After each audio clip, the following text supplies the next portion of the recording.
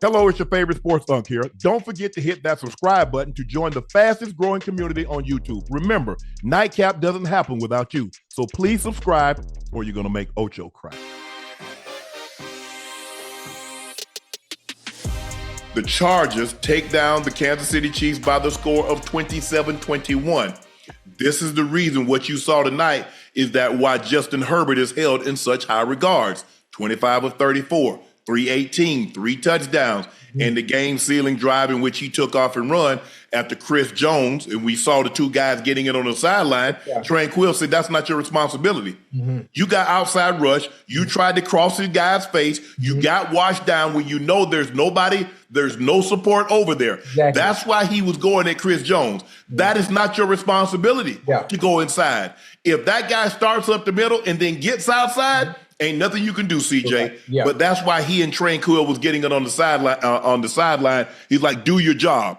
That's not your job. Do your job. But the Chiefs go on the road in Brazil and they win a ball game 27-21.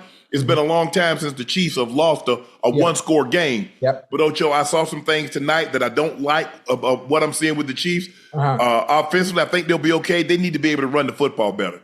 I mean, they can't run the football. Those scrambles by Mahomes, come on, I can't count on Mahomes to give me 57 yards rushing the game, Ocho. But watching this game, looking at the Chargers, they did win. They took down the 3-time defending AFC champs, and they did it in fine fashion. What did you like about what you saw from the Chargers? Listen, the first thing about the Chargers that I did like, I like what Justin Herbert did. Listen, the game was a little sloppy in the beginning, but as the game went on, the Chargers offense played extremely well. Again, another thing, my favorite receiver, one of my favorite receivers in the NFL is Ladarius McConkey. Ladarius McConkey looked extremely well. He's picking up exactly where he left off last year. The addition of Keenan Allen and Quentin Johnston. If we can get Quentin Johnston to be a little bit more consistent, and catching the ball and try to eliminate some of the drops that he had last year, they are going to be all right. Because that defense, they was flying all over the place. They made some great plays. Derwin James. Khalil Mack also contributed in some important areas as well on certain down and distances, and they look good. I thought the Chiefs had an opportunity to come back. I actually thought they were going to come back when they decided to field goal towards the end of the game and chose to allow Spags and that defense to take over from there. But it was sloppy it was a sloppy first half, but that second half was really good. I'm watching. I don't know what Kelsey was thinking on that drive route. He watches what's Derwin James. He does this. When a DB, I see a DB does that, he's telling me it's man coverage. He's telling me they're locking it. He tells me he does this. And that's why Mahomes like, what are you doing? And he knew it at the end. It's like, bro, you got to keep going. That's what you call a drive, a shallow cross, but whatever the case may be, he's in man coverage. All he got to do is, if he keeps running, the ball's going to hit him on the hands. He turns up. It's a touchdown. Now, look, we don't know. I mean, now maybe they're onside. They got their timeouts. Maybe they do what they did. But if Chris Jones takes that same angle, we're going to get the same result. We'll never know. But there were some mistakes that were made that you can't have. I mean, the first play of the game, you got two guys running crossing route. And somehow Kelsey picks his own guy and looks like he separated his shoulder or sprains his shoulder. I'm like, damn, how many times have you run crossing route? I've never, in 14 years of running crossing routes, I've run the shallow cross, run the drive where I'm the picker, and sometimes they're picking for me. I've never collided with my own guy. I mean, listen, it's all about spacing, knowing where your depth is supposed to be. And if you have somebody pressing you, which might have been the problem, whoever was pressing either through Kelsey off his route, either through Kelsey off his line, which is why they ran into other. But also, if it's man-to-man, you got to have your eye line. You got to have your eye line up in front to see what's in front of you anyway. So I'm not sure how that happened. Ocho, plus the fact is, it's already understood. One of you are high, the other is low. One of you guys is 3 to 5, the other guy 5 to 7. I don't know who's supposed to be high. I don't know who's supposed to be low. Well, you can see Xavier Worthy was low. So that means Kelsey was supposed to be 5 to 7. I don't get it. I don't know. And like I said, I'm like, damn, God, that's probably a precursor of things to come because, Ocho, how many times? That's the first 15. We done talked about that. We Yeah. had that at walkthrough. Yes. We discussed it last night Right. before the game. Hey, we talked about it. Hey, everybody liked these plays coming out. And damn, the first third down, this is what we get. And you know what? That's the funny thing. When you talk about X and O's, the way it's written on paper, and coaches want to look a certain way, but they don't take into account when you have a defense out there, you have a person pushing and tugging you, certain things have to adjust. So Kelsey, if anything, if you got a man playing you man to man, go an extra yard, maybe go 2, and that doesn't happen. Hey, press me, and I'm supposed to be the low guy. Right. I run in the line of scrimmage. I'll be behind the line of scrimmage. Hey, the lineman will pick your ass off. Oh, Ocho, I'm not finna collide with my own guy. I've done it. They were like, well, damn. They were like, damn, you should have just took the ball out of John's hand. I was like, well, hey, he was fighting, pushing, tugging, and I'm not gonna let him throw the timing of the route off by pressing me and causing me to either gain depth. No, I already know I'm the low guy, and so it might be a situation. Look, I'm the low guy. Yeah. Hey, and I got to pick for the high guy. Yes, sir. Okay, it is what it is. But the timing must be the timing, Ocho. Yeah. But I'm not going to run into my own guy. Yeah, that's what I'm not going to do. I'm not running into my own guy. Now, I might run into the other guy and they call me for an illegal pick, but I'm not picking my own damn guy. And hold on, not only did you pick him, he got hurt.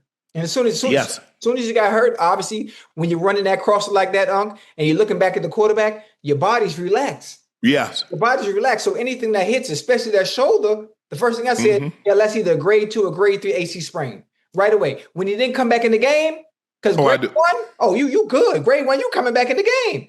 But he missed the whole game after that. I said it got to be grade 2 or grade 3. Ocho, how much shoulder strength do you think he got? He'll $160. So think about that, Ocho. He weighs 160 pounds. Yes, sir. He ain't got no shoulder, and it doesn't take a whole lot to mess a shoulder up anyway, especially when you don't have the muscle development in that area. Yeah, especially when you're not looking up and your body relaxed, and just something hits you like that. You ain't, because you don't get a chance to tense up. Yes, bingo.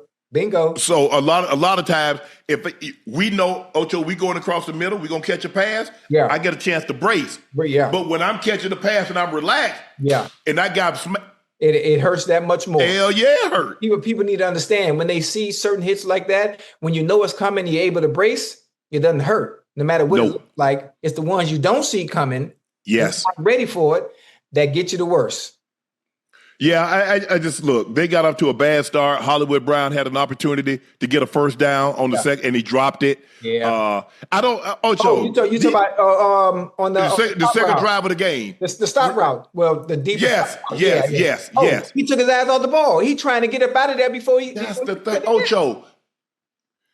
I really prided myself understanding how the game was going. Okay, the first drive, Ocho, we got off the field in 3 plays. Yes, sir. The last thing I want to do is do no 3 and out. So I might just catch the ball and just drop, because the most important thing is to stay on the field so we can get timing as an offense.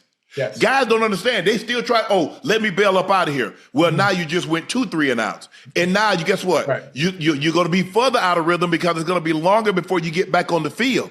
Guys need to understand. I saw Thornton. He's running. Look. Understand the angle in which the guy's coming down. Yeah. If he's coming down he ain't chasing you like this. He's coming down at an angle like that. Yeah. So if you try to cut back, he hits you, even though you're right there at the sticks, your momentum, you got no momentum to go forward. You're going to go back.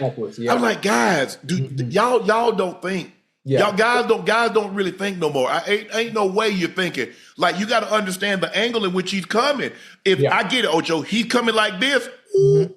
I stop, cut back, go behind you. But when he's coming down, you stop. You got no momentum. His momentum's going to hit you and push you backwards. Yeah, every time. If anything, especially in that situation, Uncle, you got to know, as a receiver or a tight end, anybody catching the ball in that situation, it's third down. Yes. It's third down. You just catch that and turn straight upfield.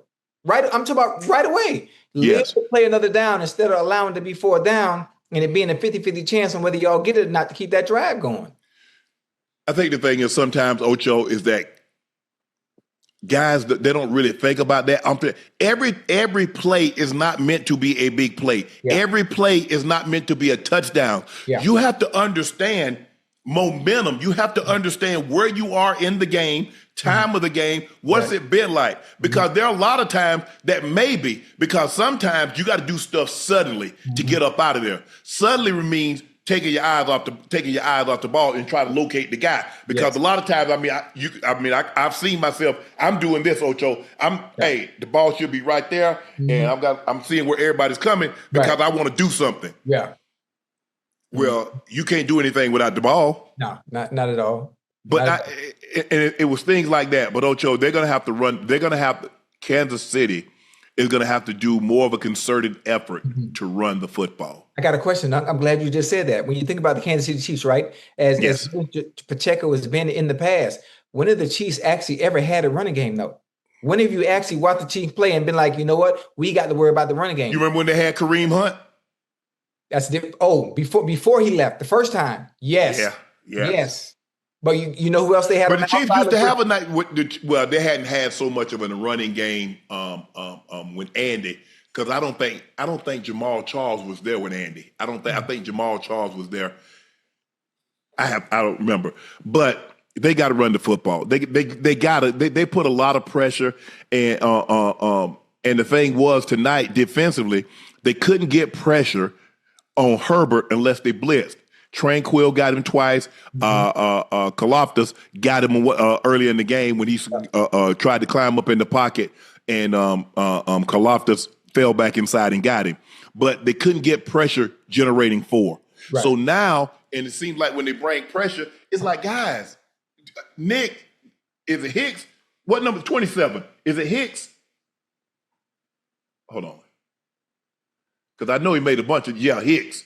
Bro, you got to be better. Yeah. You got to be better. You got to be better. The guy's streaming at you. You got no help to the 7, and you turn like he's gonna run a post. And Johnson crosses your face. Hey, Unc, it's scary on that island like that. You know that, huh? It's scary on that island. You know, most of the time when you're in a situation like that, you going for the first move. You're going for the first move because you got to understand the speed of the game. Us watching is different. Out there actually playing it and you ain't got no help. So whatever you see first, you getting up out of there. You getting up out of there right away. The thing is, if he did something different, right, on tape.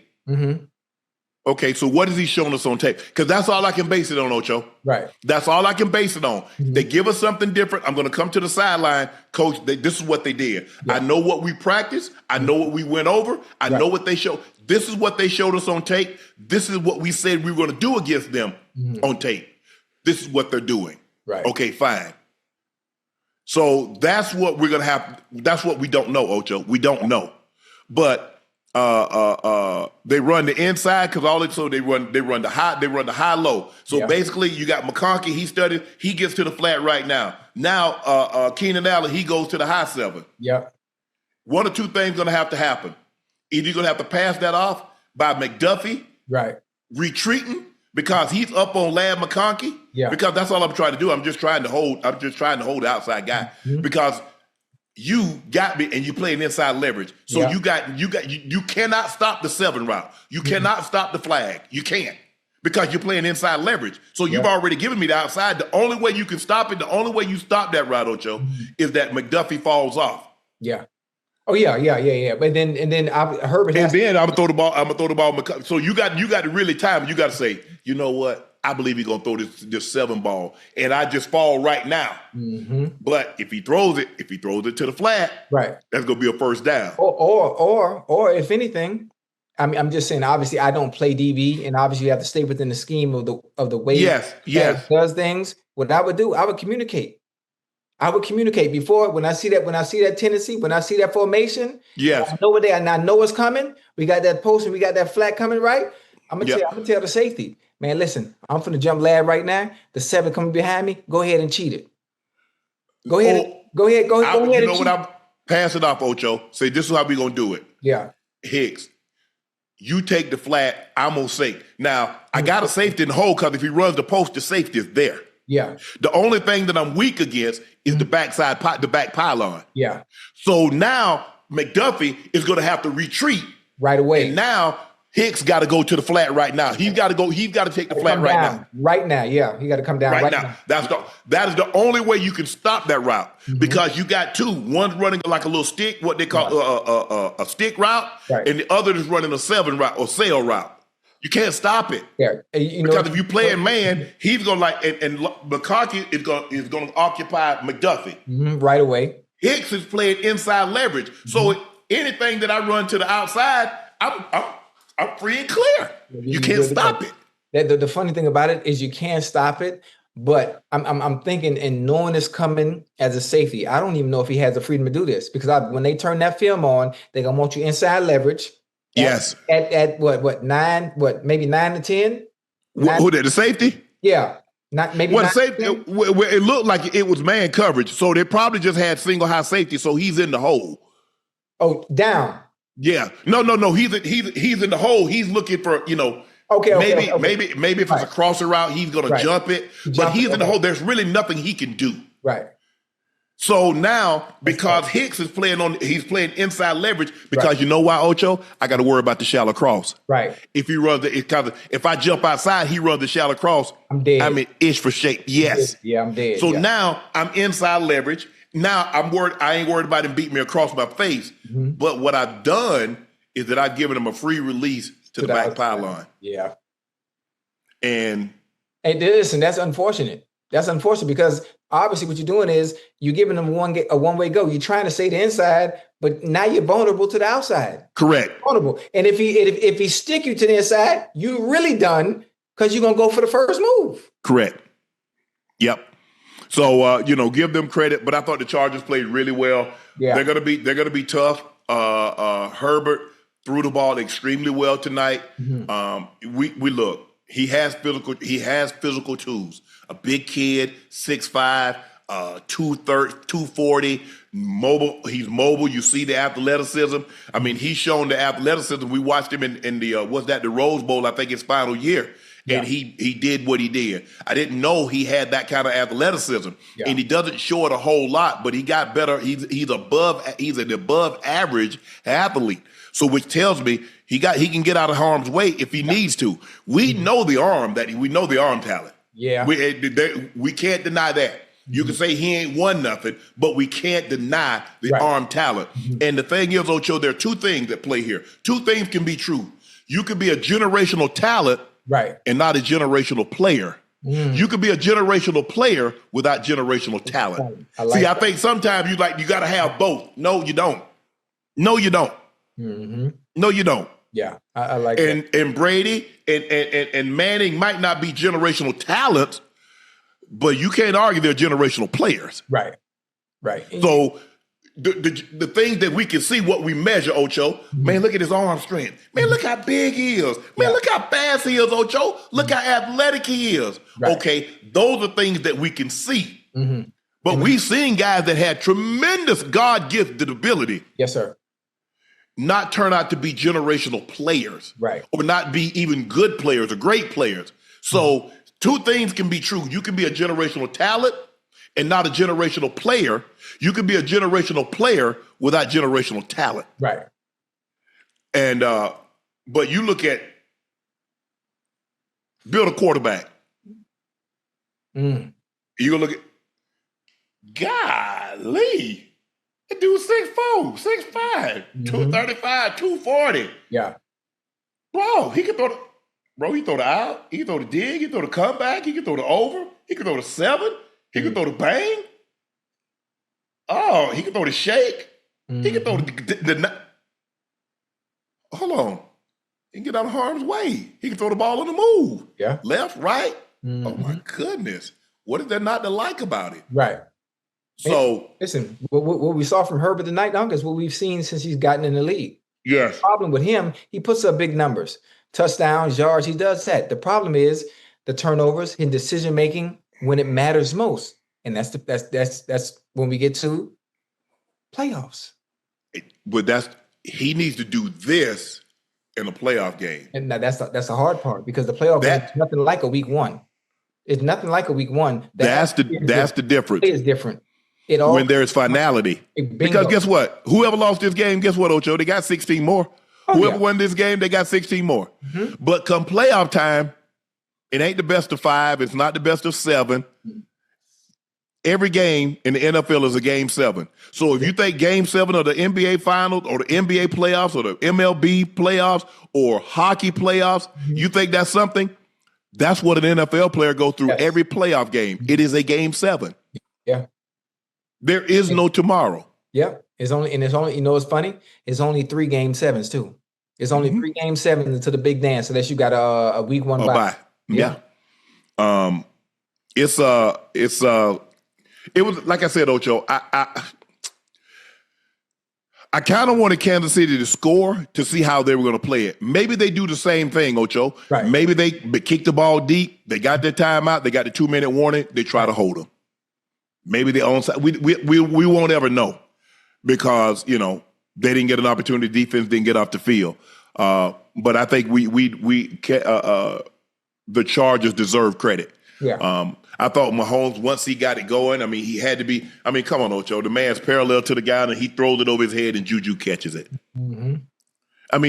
When you go back and look at it, Ocho, think about it. Juju. The Steelers moved on. Yeah. The Patriots moved on. Yeah. Tyquan Thornton ran 4.2 at the combine. The Patriots says nah. Kareem Hunt is a comeback, came back. Hollywood Brown, the Ravens traded him. The Cardinals said, nah, we good. Think about it. Yeah, it's hard, Ocho, to keep winning with cast-offs. And look, they're okay players. But it is what it is, Ocho. Somebody said, you know what, we good. We're better without you. Well, listen, you also have to understand there's always somebody else coming behind you that wants your job. There are also other people that come behind you that take your job where they fit the system better. They just fit the system better. So for Mahomes is a tier 1 quarterback. He's one where the people around him don't matter. I view Patrick Mahomes the same way I view Tom Brady when he was with the New England Patriots. The pieces to the puzzle with the Patriots offensively, they change differently every year. Every year there was somebody else. Plug in and play, but nothing changed. They remain consistent offensively. Why? Because that centerpiece, that one piece that mattered, that was 12. So I really view the Kansas City Chiefs that way. Tyreek Hill is gone. Since Tyreek Hill, it's been a multitude of different players, different receivers, and they haven't missed a beat. They haven't missed a beat. And even though they didn't play up to par tonight in week 1, Andy Reid going to figure it out. I'm more concerned with the defense. You think so? Already? Spag gonna have them boys on point. Because, Ocho, they couldn't get pressure. Without bringing pressure, they couldn't get pressure. And now, if I bring pressure, what must I do? I must sacrifice my back end because that's what single high. Somewhere on the back end. I got to sacrifice something, Ocho. Right. If I make X amount of dollars, something's not gonna get paid this month. I'm just saying, Ocho, what's not gonna get paid? Hey, the cell phone bill, the cable bill, light bill, gas bill, but something because I only have X amount of dollars. I only have so much money to stretch. I can only stretch it so far. Right. So as my grandma said, I seen your little piece of something, son. Hey, that's all I got.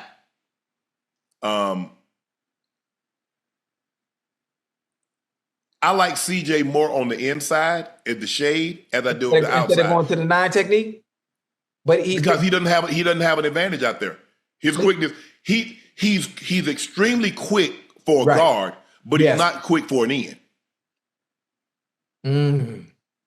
So he doesn't gain an advantage. Yeah, but there are some guys that he might be able to beat, but when he's in that shade, when he's in that he's that 3 tech. That's why I like CJ at. I think, you know what, I like that he does do it because you can never know where he's going to be. You have to account for him. And it's confusing to the offensive lineman because you always have, when you come to the line before the snap, you always got to see where is 95 at.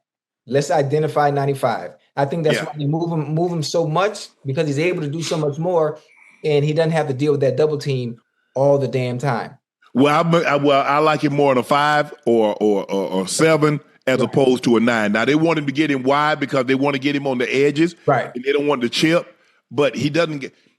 If he's playing against, like, Alt did a great job of neutralizing him, but you got to realize those guys out there are really athletic. Yeah, very. The advantage that you have is that when you don't have the athleticism, they normally bump you down inside to the guard. Right. Those tackles are really athletic. Those are guys that were tight ends that played a lot of other positions. Right.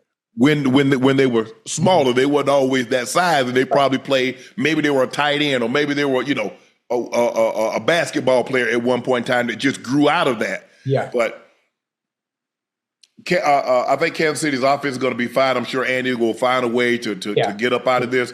But that the AFC West has gotten better. Yeah. Denver is better. The Chargers are better. We'll see what the Raiders. We'll see what the Raiders are going to be. Whoa! Slow down. You don't know if the Broncos have gotten better because they haven't played week 1 yet.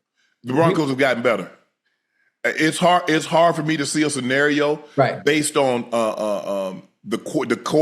Sean Payton. Yes. Sean Payton quarterbacks don't normally regress. Right. They don't.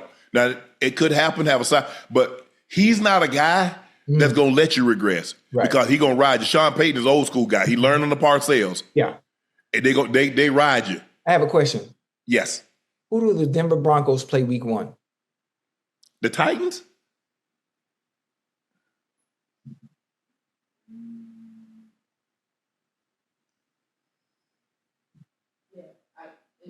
Yeah, they play the Titans in Denver and play the Titans in Mile High. Hey, boy, I don't know. Calvin Ridley and Cam Ward. It's hard to get the ball. It's hard to throw the ball when you're on your back. The Broncos led the league in sacks last year. Wait, what year was that? Last year. Yes, 2025, though. Huh? But you told me, Kat, you say New England. You told me Philly had nothing to worry about. Same personnel. That's what you told me. Well, actually, I said defensively they had something to worry about because they let Slay go. They let Slay go, and they let I forgot the young bull that played defense. Well, what about the guy that was calling the plays? Oh, that's right. Hey, I guarantee you, I don't know who the Eagles play next. Oh, they play the Chiefs. Yes, next Sunday. I guarantee the first 15. The first 15 plays are scripted. Yeah. I guarantee you 3 of those plays are specifically for AJ Brown. Mm-hmm. I guarantee you the first play going right to him because that's I'm looking at. That's ridiculous. Even though they won the game, you can't do your star player like that. You can't. You just can't. I'm looking at Justin Herbert, and they're like, okay, we can throw the ball. Yeah. I mean, AJ Brown is better than Quentin Johnson. Let me tell you why they can't throw the ball as well. Did you see Omarion Hampton? Yeah.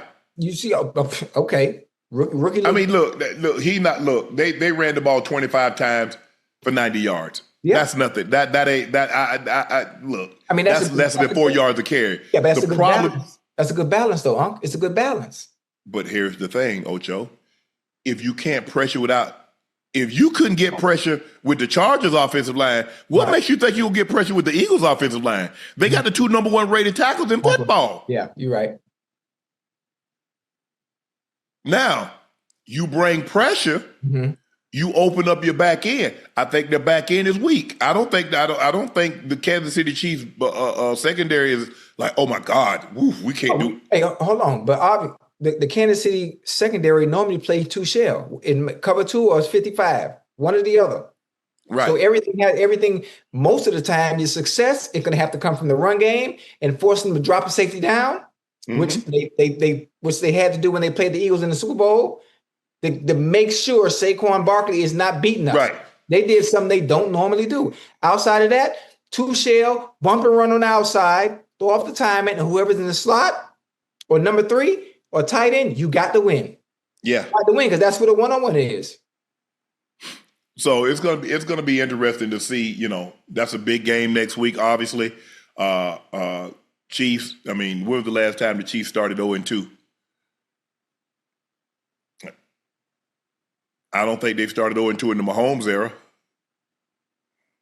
No, probably not. Absolutely not. That's going to be a good game, though.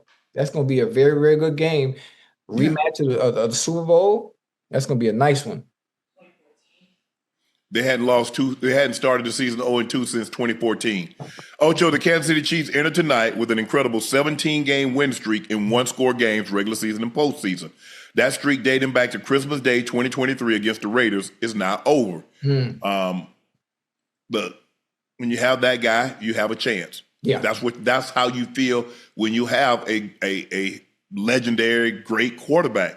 When you had a Brady, you have a Mahomes, you have a Peyton Manning, you have a Breeze or Montana or John Elway, you always feel if we can keep it close, they'll make a play in the end that'll win the game for us. Right.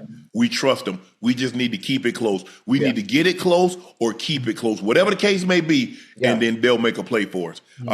Give them credit, and that's what happens when you have because a lot of things need to go right for you. Defense need to get the ball back for you. So 3 and out, take the ball away, and then Mahomes and that offense need to do what they've done 17 times before tonight, which is find a way to get in field goal range or to win the game with a touchdown.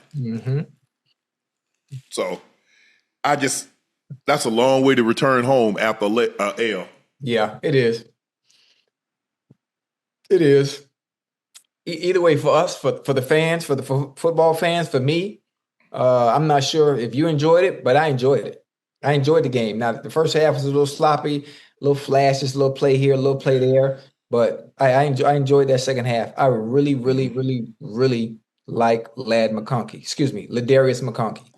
I really like him. And considering Justin Herbert in last year's playoff game, he had 4 interceptions. He couldn't pick a better way to start the season. A 303 TD game. Look, there's no question his arm talent. He has above average athleticism. The only thing is, okay, come playoff time, bro, we need something like this. Right. Yeah. I'm not saying you got to give us 3 and 300 yards passing, 3 touchdowns, but you can't give us 4 INTs either. Yeah. But one thing they're going to do, there ain't a whole lot of defenses that could overcome that kind of poor performance from their quarterback. Go ahead, Ocho. You want to say something? I said one thing they're going to do is they're going to drop back and throw that ball. They're going to drop back and throw that ball over there in L.A. Yeah, they should. Ocho, this game, look, the Baltimore Ravens, Derrick Henry, I don't know what it is about the Buffalo Bills, but he loves playing this team. We remember last year in Baltimore, he ran for 199. Even in the playoff game, they lost. He only had 16 rushes for 84 yards and a touchdown. Yes, tonight, he had 18 rushes, 169, and 2 touchdowns, but he had a very, very costly fumble. Yeah. Lamar Jackson was sensational again, 14 of 19, 2 touchdowns, 210 yards, 2 touchdowns. But it was that 6'5", 255-pound mountain of a man. Yeah. Josh Allen. Yes. 33 of 46, 394, 2 touchdowns. He ran the ball 14 times for 30 yards. He had 2 touchdowns, but it was his ability to throw the football. Sometimes you got to be lucky rather than good. On 4th down, the tight end tips the ball. Keon Coleman catches it. Yeah.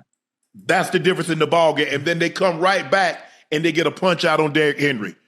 Well, they got the punch out first, and then they do a great job of going 3 and out, forcing the Ravens to punt the football. Well, 3 and out and forcing the Ravens to punch the football. Ocho, you're watching this game, and it seems like the Ravens have it in hand. They're doing they're running the football. They're play action passing. They're doing everything. D-Hop catching it with one hand. But they're in the locker room. They're upset because they know they had this one, and they let this one slip away. What did you like about what you saw from the Buffalo Bills not to stop fighting down 15 and the opposing team has the ball? Listen, the fact they were able to come back, this is one of the reasons why, even though I debunk it, Lamar should have been I always say Lamar should have been the MVP last year. This is why Josh Allen won it. You're down by 15. Some things have to go right, huh? The game is 50% execution and 50% luck. Some things have to go right in your favor, and they did for the Buffalo Bills tonight. The fact that they continued to fight, the fact that Josh Allen was able to come back and make some throws that only Josh Allen can make when they were behind, to come from behind and have an opportunity to win this game is unbelievable. They played really well. The Ravens look good. They lost the game, but the Ravens look very, very good. They look good. Any other team, this is a blowout, huh? Any other team the Ravens are playing outside the Buffalo Bills, this is a blowout game. Now, common sense isn't always common. In the middle of this game, about an hour and 30 minutes ago, I don't know if Ash was able to put it up. I tweeted out something. I said the Ravens look good, but it's a lot of there it is right there. I don't know if you can see it. The Ravens look good, but it's a lot of game left. And for some reason, what should be a blowout normally ends closer than you can think. And that's exactly what happened. Not only did it end closer than I would think, I didn't think they would come back and win it. They came back and won the whole damn game. I knew it would be close, but win it, man, listen, the football gods were on Buffalo's side. Obviously, this costly fumble, which the Ravens always happen to do at the most opportune times. Inopportune time. My bad. My bad. But listen, this is a testament to how you ended the season last year. Yep. A game of this magnitude having a costly turnover yet again. Yep. The Ravens' offense looked good. Their defense, they didn't get no pressure. Yeah. They can't get pressure with 4. And their secondary isn't good. Now, I don't know what's going on with Jair Alexander, Ocho, but he looked bad tonight.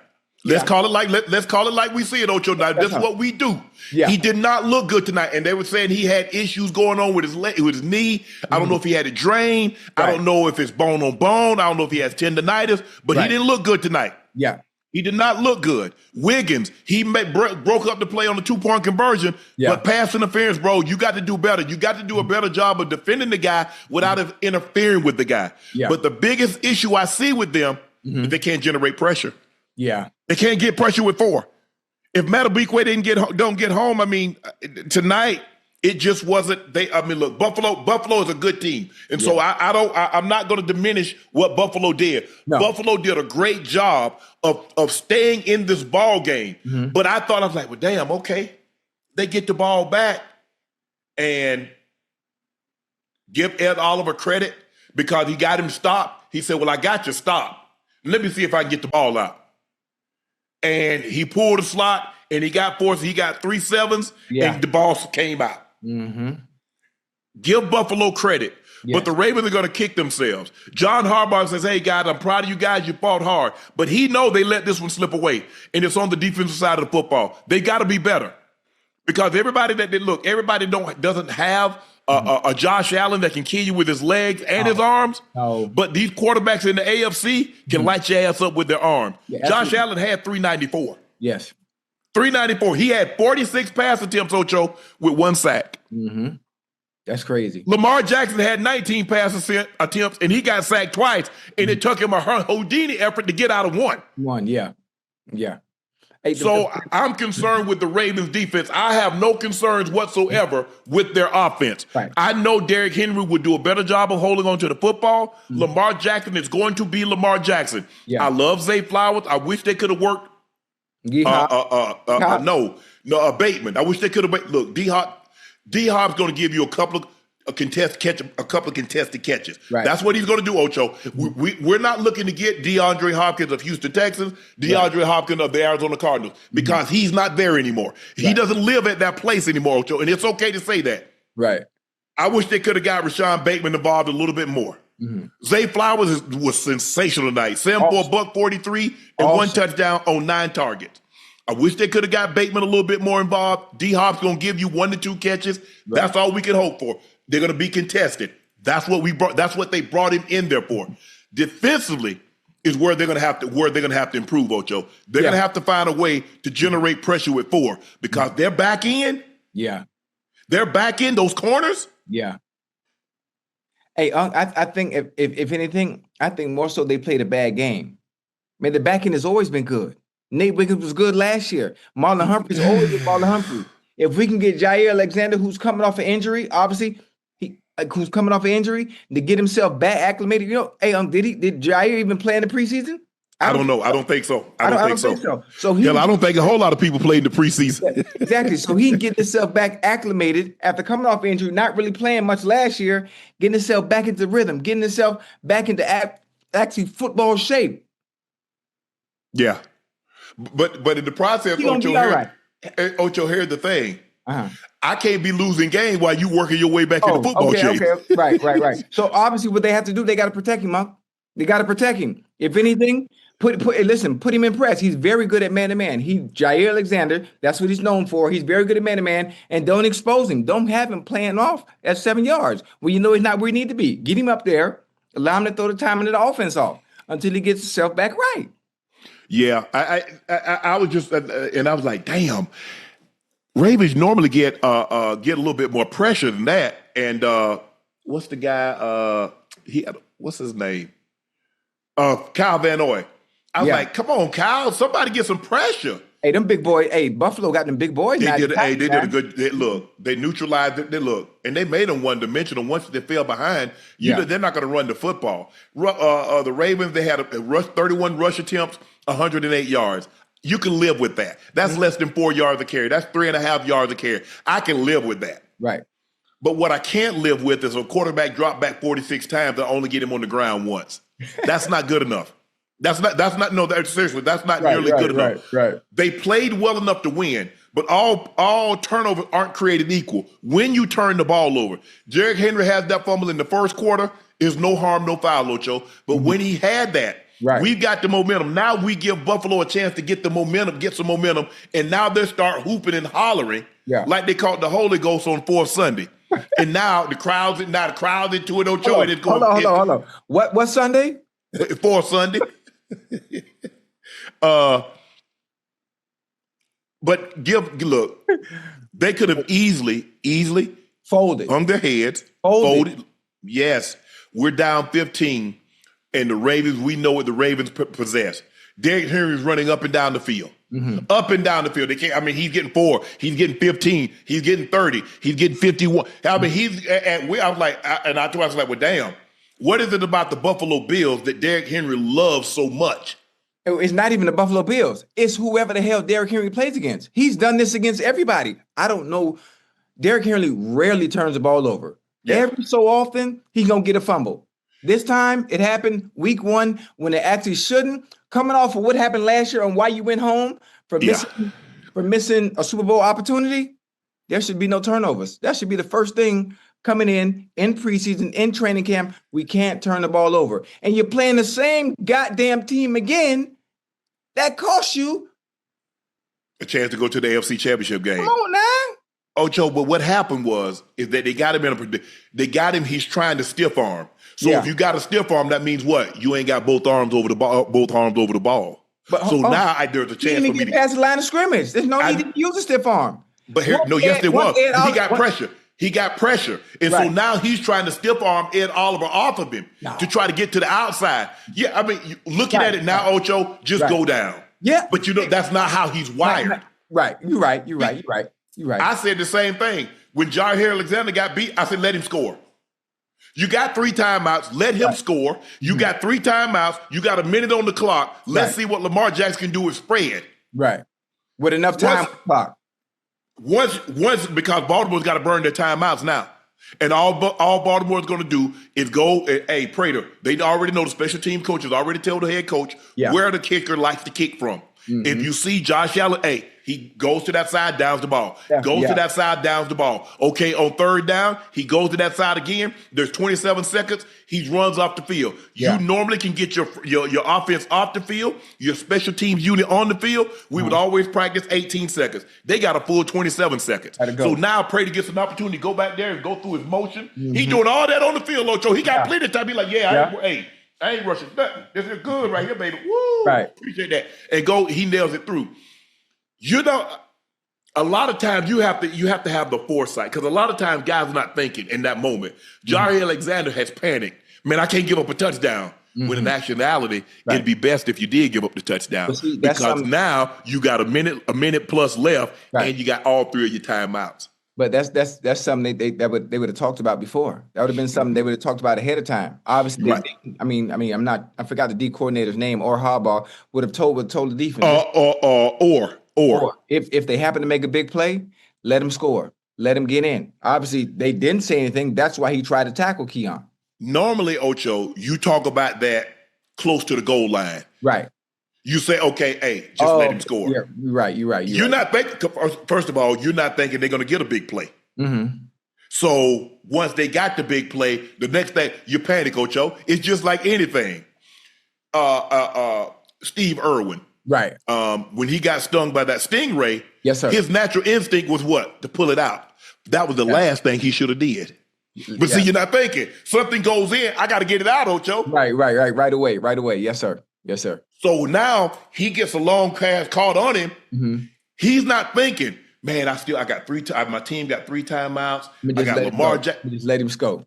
You're not thinking about that. But like you said, those are scenarios that you probably need to go through. Also go through your mind. Hey, tip pass. I mean, one time we played in Kansas City, Ocho, and John threw me a ball. I lost like 8 yards. But it was more important to keep the clock moving as opposed to an incompletion and stopping the clock. Right. So if the ball got kicked, I'm like, hey, I got to catch this. Even though now all of a sudden I only got like 50 yards. Mm-hmm. I only got like 50 yards. But, man, this was a hell of a ball game. Yeah, this was a hell of a ball game, man. Listen, there's a reason why they had them slated to play as a 7:30 game or 8:30 game, depending on where you live from, because it was everything that was advertised. It was everything that was advertised based on what we saw last season. Right. Listen, all the goddamn games was good today, depending on who you had. I wouldn't say all of them was good. I would say all. No. I mean, well, it depends. It depends. There were some trash games, but this was perfect to end the night. Yes. Yeah. This was a very good game. Yeah. You got 2 heavyweight quarterbacks, Yes. the last 2 MVPs going head to head. Yeah. Nobody wants to give an inch. You got Derrick Henry running the ball. Looked like he's well on his way to another 2,000. Hell, I thought he was going for 2 bands. I thought he was going for two bills today. Yeah. I thought he was going. Yeah, I thought he was going for 2 bills today. Because Ocho, it's just like when we play a receiver. We get that big catch early. Hey. Yeah. Ocho, we got 70 yards on 3 catches. Yeah. And we're in the first quarter.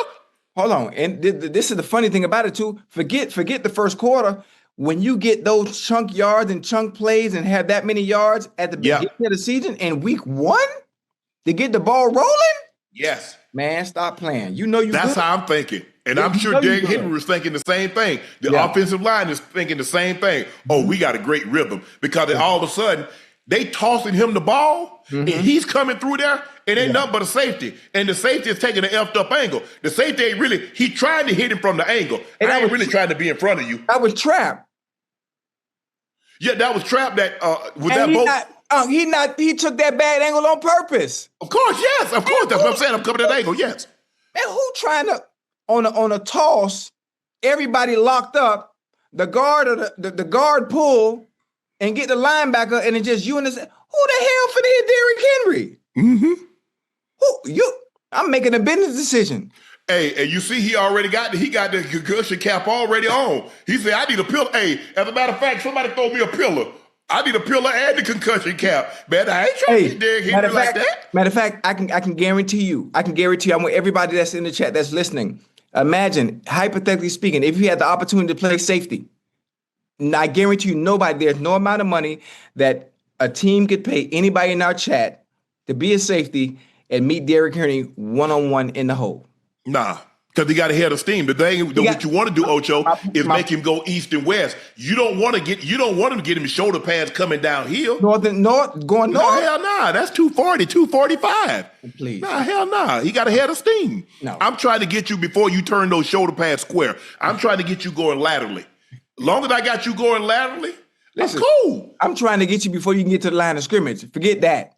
They toss that ball and you see that hole open up. Okay, here comes the tight end. He pinned somebody. Here come the fullback. He leading up in there and he kicks out. He turns back on the linebacker. Nah, hell nah. I don't want no part of that.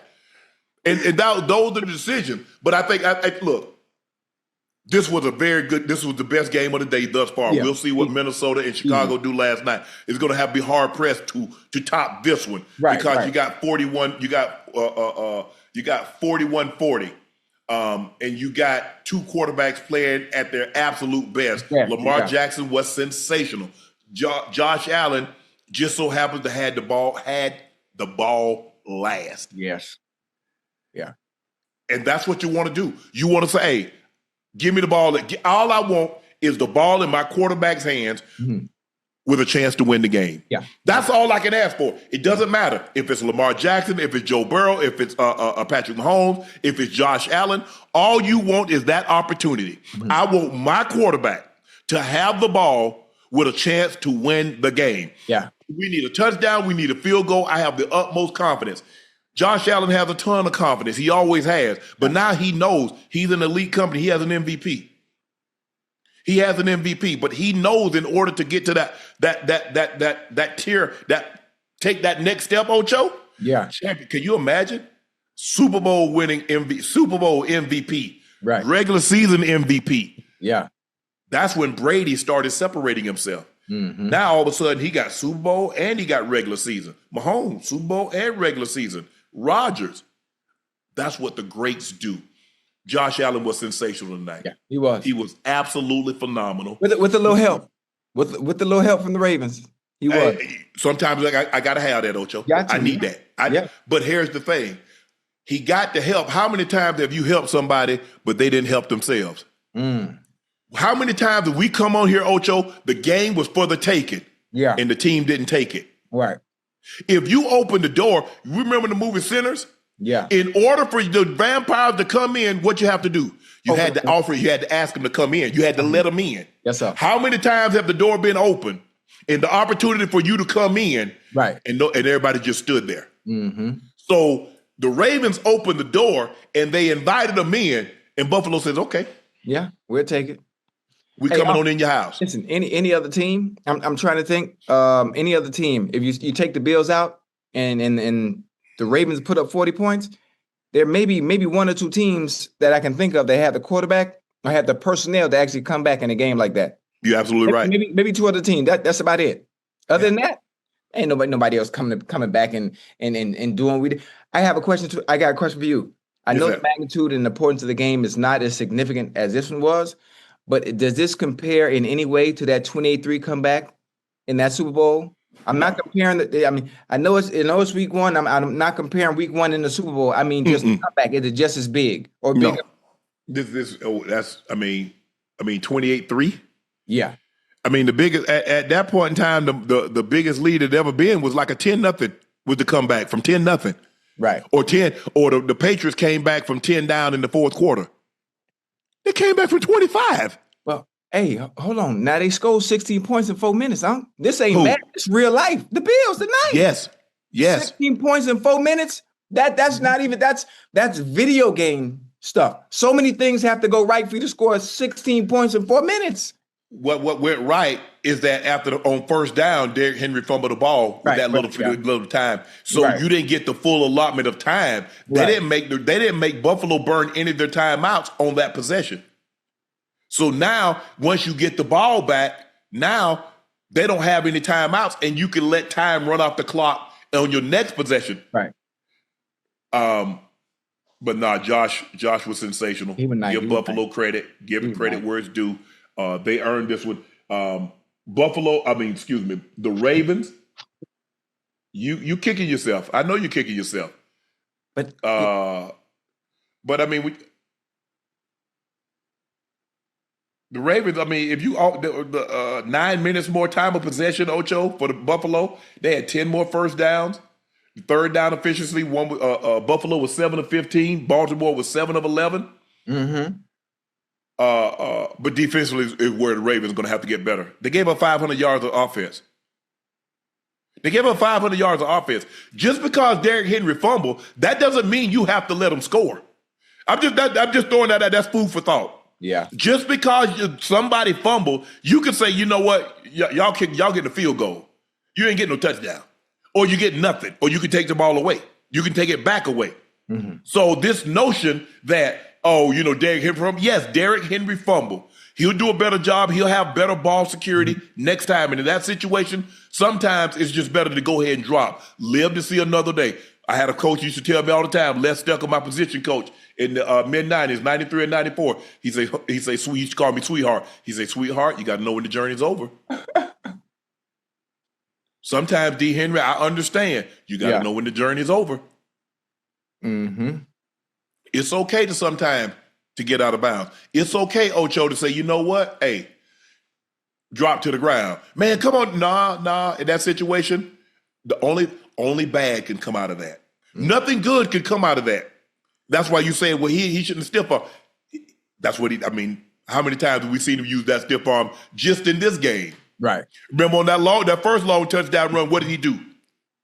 Get up off me. Shoved the guy to the ground. Yeah. So in that situation, man, but this was a barn burner. This was a great game. Congratulations, Buffalo Bills. Hard-fought victory, scored 22 points in the fourth quarter, outscored Baltimore 22-6 in the fourth. And they win the ball game 41-40. Missed PAT also, Ocho. Remember, Baltimore missed the PAT. Hit the upright, bounced away. Now, they would have now a field goal only ties you. Yeah. You go into overtime. Mm-hmm. So, right. But boy, what a barn burner of a game. The Broncos spoiled Cam Ward's debut by the score of 20-12 in a win over the Titans. Bo Nix had an off day, throwing a pair of interceptions. I think he fumbled. His first fumble loss since he was at Auburn. He was at Auburn a long-ass time, though. But anyway, the Knicks defense had his back, half a dozen sacks. They did a tremendous job. Defense looked good. Our defense looked good. We got after too. Woo! We were swarming. Yeah. Hey, Unc, for the Titans, we got. They had some drops in there too, though. Gavin really had a big drop late. I was just getting ready to tell you they got to help. They got to help Uno out. Yeah, you got to catch the ball for your quarterback. You got to catch the ball for your quarterback to give yourself a chance to win that game. Be in that game. Those opportunities they come very slim when you're playing a defense as good as the Broncos. You have to capitalize on every single play. Yep. Every play, because you ain't getting that many. Cam Ward was 12 of 28, 112 yards, got sacked 6 times, lost 50 yards. They were 21 rushes for 71 yards. But like I said, really had a drop. They had a couple of drives that dropped the ball in there. And you got to make those plays. Like you said, Ocho, that's a rookie in that situation. You got to help him out. Got to. And he didn't get a whole lot of help today. Mm-hmm. He did not get a whole lot of help today. Bo Nix, for a second, I thought he had a Titans, T-shirt up under that Bronco jersey. Because damn, he was trying to help them guys win. Mm-hmm. Threw some horrible interceptions. 25 of 40, 176, a touchdown, 2 interceptions, and a costly fumble. Was only sacked once. Broncos ran the ball well, 30 carries for $151. J.K. Dobbins had a 19-yard touchdown. Harvey, the first-round draft pick, had a 50-yard run. But and Courtland Sutton, who signed a big contract this offseason, had a great touchdown catch. But that won't get it done. Denver has to be better than what they showed today. Now the Titans defensively, they kind of got bailed out because Simmons, shoved the guy and they called unnecessary roughness, and they had the ball. They allowed the Broncos to keep the ball for a little longer than what they probably should have had it. Yeah. But you got to be better than that. But Cam Ward did not get a lot of help from his receivers today, Ocho. It'd have been very interesting to see. Because really don't normally drop that. Nah. And he had a couple of drops. In crucial situations, and we know that what type of receiver Calvin really is. We've talked about it ad nauseum here the last couple of days, but that won't get it done. That won't get it done. Mm-mm. You got to have those, baby. Yeah, and then he didn't. Cam didn't turn it over, but he fumbled. He got they brought a safety, brought a cat blitz on him, and got the ball out of there. Yeah, got the ball out there late in the game that ended up ending it for him. So. Broncos win by the score of 20-20, go to 1-0 in the division. And guess what? What? For the first time in ain't no telling how long, at least a decade, the Chiefs are at the bottom of the division. Third stringer, Jake, how you pronounce that name? Tongans? Had a late touchdown catch to give the 49ers a 17-13 win over the Seahawks. He entered the game having never caught an NFL pass. Mm-hmm. He finished with 3 receptions in relief of injured George Kittle. Kittle got injured. I didn't see. It's hamstring, huh? Oh, that's what it was? Okay. Yeah. Soft tissue, hamstring. Hey, Purdy put it up, and the guy came down and made a great play for it. And you got sometimes, Ocho, you got to have guys making plays for you. Everything's not going to always be perfect. Mm-mm. But boy, Purdy didn't look good today. Nah. Sometimes I think you try to go out there, those interceptions. Yeah, he was 26 of 35, 277, 2 touchdowns, 2 interceptions. He was only sacked once. Sam Darnold was 16 of 23, 150 yards, no touchdowns, no interceptions. Jackson Smith and Jigba, 9 for $124. Mm-hmm. But, he had a turnover. He fumbled at the end of the game, and then, got it. Bosa. He probably credited Bosa with a sack. Oh, you're dead. Probably credited Bosa with a sack. Yep. Fred Warner was Fred Warner. Rick Pearsall had a nice game, Ocho. Yeah, Rick did. I think Juwan Jennings got hurt, didn't he? I don't know. I see 2 catches. I was watching that game, and I was all trying to focus on that game, trying to focus on this game over here. Yeah. But Pearsall, he had a good game. Today was his coming out game. He showed flashes last year, and I think this is one of the reasons why they were ready, because they knew in order for him to really sprout and spread his wings, they had to get rid of Debo. They had to let Debo go. For those opportunities that Debo would get, now you got to give him the uno. He got him. Yeah, he's getting now. McCaffrey had 9 catches on 10 targets. Had a big, I think, 4th down catch to keep a drive alive that ended up turning into, I think, the touchdown catch. 49ers need to get a kicker. That's what they need. Hey, your boy right here. That's really what they Tonges. So that's how you say his name. Tonges. Tonges. Listen, based on the kickings we saw today in week 1, there are a few teams that could use a kicker. Because a few games are lost based on someone's foot. Ocho, the Jags beat the Panthers 26-10. Trevor Lawrence threw a touchdown pass. Trevor Etienne ran for $143, and Brian Thomas Jr. also ran for a score. Travis Hunter played 39 offensive snaps, caught 6 passes for 33 yards. He played just 6 snaps on defense. Yeah. You watching it? I tried to watch some of it. It was up. I had it up. I enjoyed it. I think it was a good balance for Travis Hunter. Obviously, not playing very many defensive snaps, but obviously they said he would play more offensively. He looked good. He looked decent. Trevor Lawrence looked like a number 1 pick today. He looked like a number 1 pick today. Yeah. He did. Travis Etienne looked really good as well. Mm-hmm. Really good. He looked faster, a little bit more explosive. I don't know what it is. I don't know. He looked faster, a little bit more explosive. Tank Bigsby, played really well last year. Mm-hmm. And he was trying to take money out your pockets. Oh, okay. I see where you're going with it. I got you. Mm-hmm. I got you.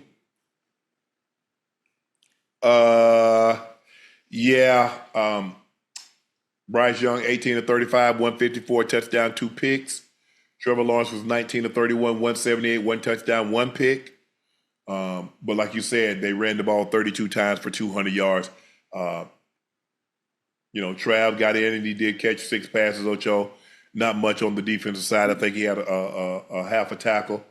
But look, we'll check back in once the seasons as we get further and further along in the season, and we'll probably see it tick up more. Maybe 15 plays next week on defense. Right. But I think it's going to be some time before they says, okay, you're not coming off the field. Right. Woo. Cardinals beat the Saints by the score of 20-13. Kyler Murray, 163 yards, hitting Marvin Harrison Jr. 5 times for 71 yards on a touchdown. He also ran 38 yards and another score and a 5-yard shovel pass to James Conner. You know what, Ocho?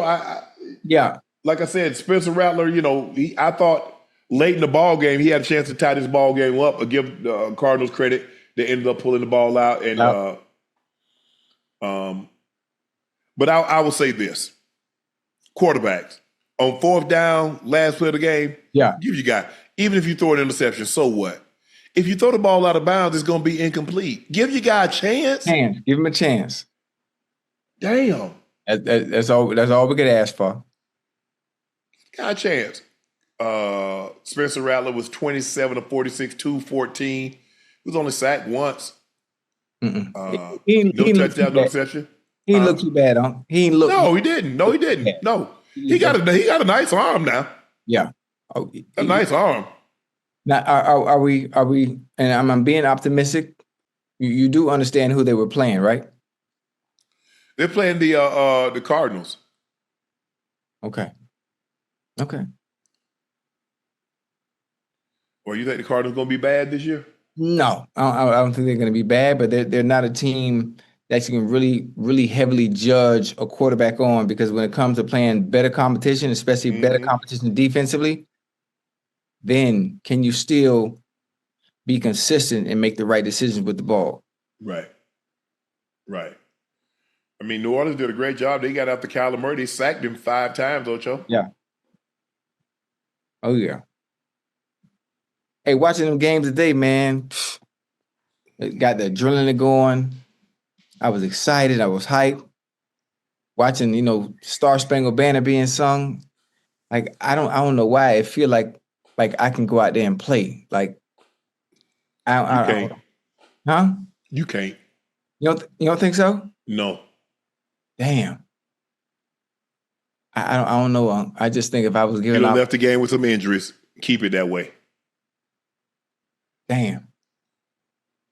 The Raiders beat the Patriots by the score of 20-13. Geno Smith passed for 362 yards and a touchdown in his Raiders debut. Brock Bowers had 5 catches for 103 yards before leaving the game with a knee injury. Jacoby Myers added 8 catches for 97 yards. Geno just needed to get out of New York. Yeah. Geno been playing well since he left New York. And yeah, he was wheeling and dealing in Seattle too. I'm not sure why. I'm not sure why they let him go, but he gonna wheel and deal out there in Las Vegas. Yeah, that's one thing he can do, is he can throw that ball. He can spin it. He can spin it. And now you got some very, very good targets that you get to throw the ball to, especially Brock Bowers, who's probably going to be the best tight end in the game, and he'll probably solidify that spot after this season. Probably so. They're going to be all right. They're going to be all right. I mean, they needed Geno. Geno was 24-34, 362, 1 touchdown, 1 interception. They got sacked, but hey, he still was dealing because they didn't really have no resemblance of a run game. 24 rush attempts, 56 yards. Ashton Jenney averaged 2 yards a carry. But Brock Bowers, like you said,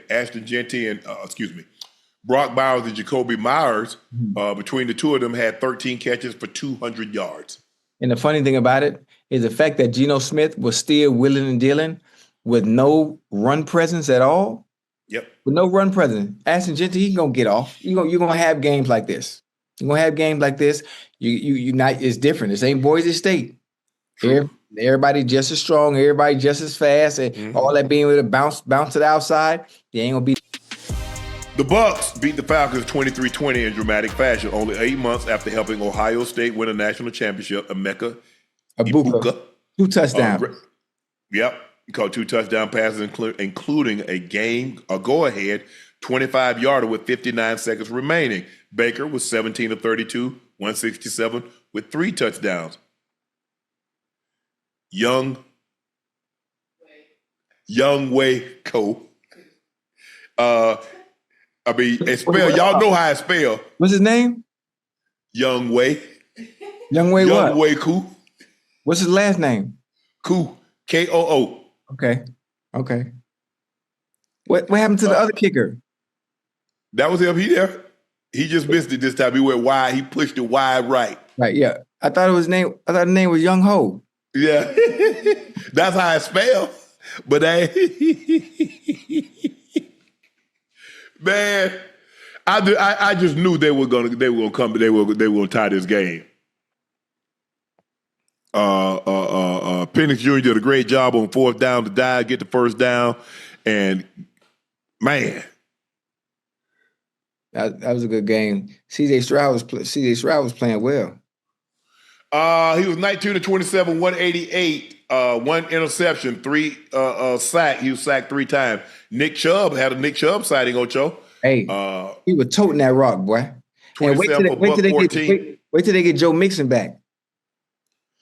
They couldn't really get Nico Collins involved. But Puka Nacua had himself a day. Kyron Williams had 18 for 66 yards and a touchdown. Yeah, but it was a very interesting game. I mean, Baker, those 3 big touchdowns. Here it is right here in the game. But that's what Baker's done since he's been there. He finds a way to win the ball game.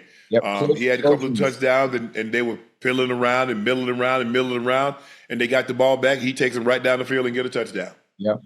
You're like, nah, I don't want no stinking field goal. I don't want no overtime. I'm going home. I'm I calling game. I got to get up out of here. Yeah, I'm calling game. They not paying me for overtime. I got to go. He's like, first of all, I ain't gonna leave it on. I ain't gonna chance it to the kicker anyway. Consider how y'all been missing lately. Yeah. Hey, they need to put they need to widen the field goal post back. No. They need to, because everyone is missing kicks that would normally be good. Everybody missing kicks that normally be good. They made it that much more difficult for the kickers by narrowing the goalposts. What they've done, guys, have sacrificed distance for accuracy. You see how Boswell, how that 60-yarder went through? That looked like it had been good from 70, didn't it? Yeah, it did. So guys are sacrificing leg strength for accuracy. Yeah. Because we look how many PATs we're starting to see miss. Mm-hmm. Yeah, you know, the further out you go, the more difficult it is to be accurate. Yeah. The further out you go. And this is coming from an NFL kicker, you know. I wouldn't go that far. But I was a backup kicker for the Bengals. You know that. Yeah, way back. But the Bucs, look, that division, we think it's going to be the Bucs and the Falcons. That's always nice to go ahead and go on the road. Now we play y'all again. We're division rivals. We play y'all again, but y'all got to come to our place. Mm-hmm. It's always nice to go ahead and be one up on your division rivals. That division, Carolina, they lost today. New Orleans, they lost today. Mm-hmm. Rattler didn't look that bad.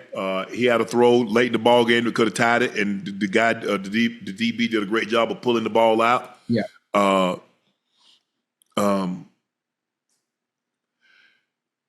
Penix Jr. was 27-42, 298, 1 touchdown. He only got sacked once.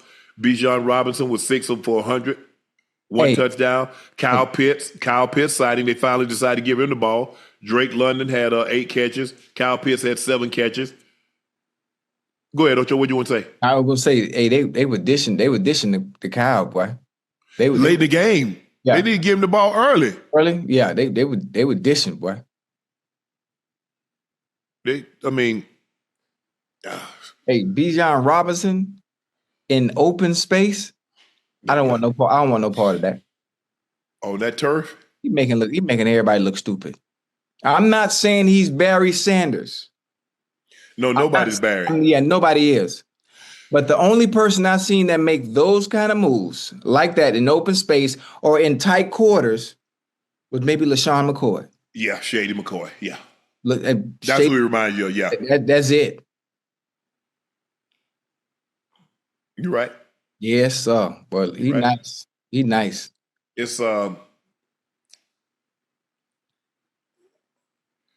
not going to have very many opportunities like that. Penix was dealing today. We got an opportunity to start and he looked good. Yeah. He looked good. Mm-hmm. Threw the ball with some confidence. You have to do a better job of running the football. 28 for 69 yards won't get it done, Ocho. Mm-hmm. That's putting too much pressure on your offensive line. That's putting too much pressure on your quarterback. Right. You need to run the ball better. You got to run the ball better than that. You've got to run it better than that. That's asking an awful lot of your second-year quarterback and your offensive line when you only get 69 yards rushing. Right. Now, I understand that Tampa, when they got Vita Vea in there, that's not an easy assignment to try to move his big ass out the way. But you gotta do something, Ocho. That's not nearly good enough. Not nearly good enough. Yeah.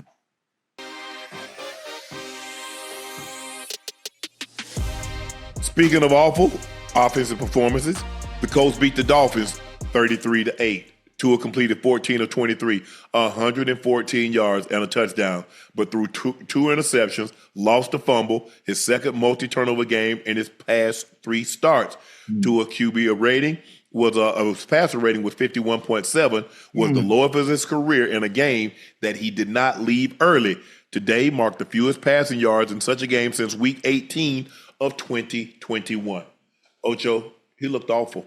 Yeah, I watched the game. I had the Dolphins game on, nice and big up there in the sports book, and I expected more. I expected more. I expected more from the Dolphins in general.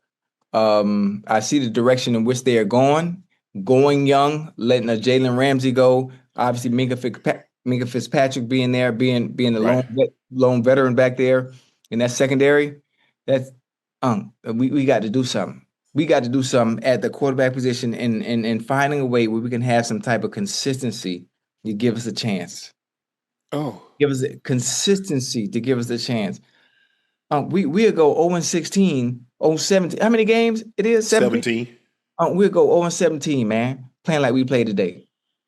Oh, yeah. And hold on, I'm trying to find this. Boy, y'all was terrible. I was like, oh my gosh. Yeah, it was bad. It was bad. It was bad. And I didn't expect Daniel Jones to look like he looked. I didn't expect Daniel Jones to look like he looked. Man, they had a thing up there. They said Daniel Jones looked like Peyton Manning and Russell Wilson looked like Daniel Jones. Man, they were terrible. Oh, here it is right here, Ocho. Hey. I mean, I think it was the first time they had scored on 3 consecutive possessions since Peyton Manning in 2006. Yeah, man. Okay, so yeah, they started the game. Oh, they kicked the field goal. They scored a touchdown. Kicked a field goal. Kicked another field goal. I mean, dang, hold on. So they got 1, 2, 3, 4, 5, 6. They scored on 6 of their first 6 possessions. Yeah. Yep. And then listen. Tua looked bad, Ocho. And then Reek was frustrated. Yeah. He's like, yeah. It's tough, man. It's tough. But listen, we doing over unders. You think if things continue to go like this?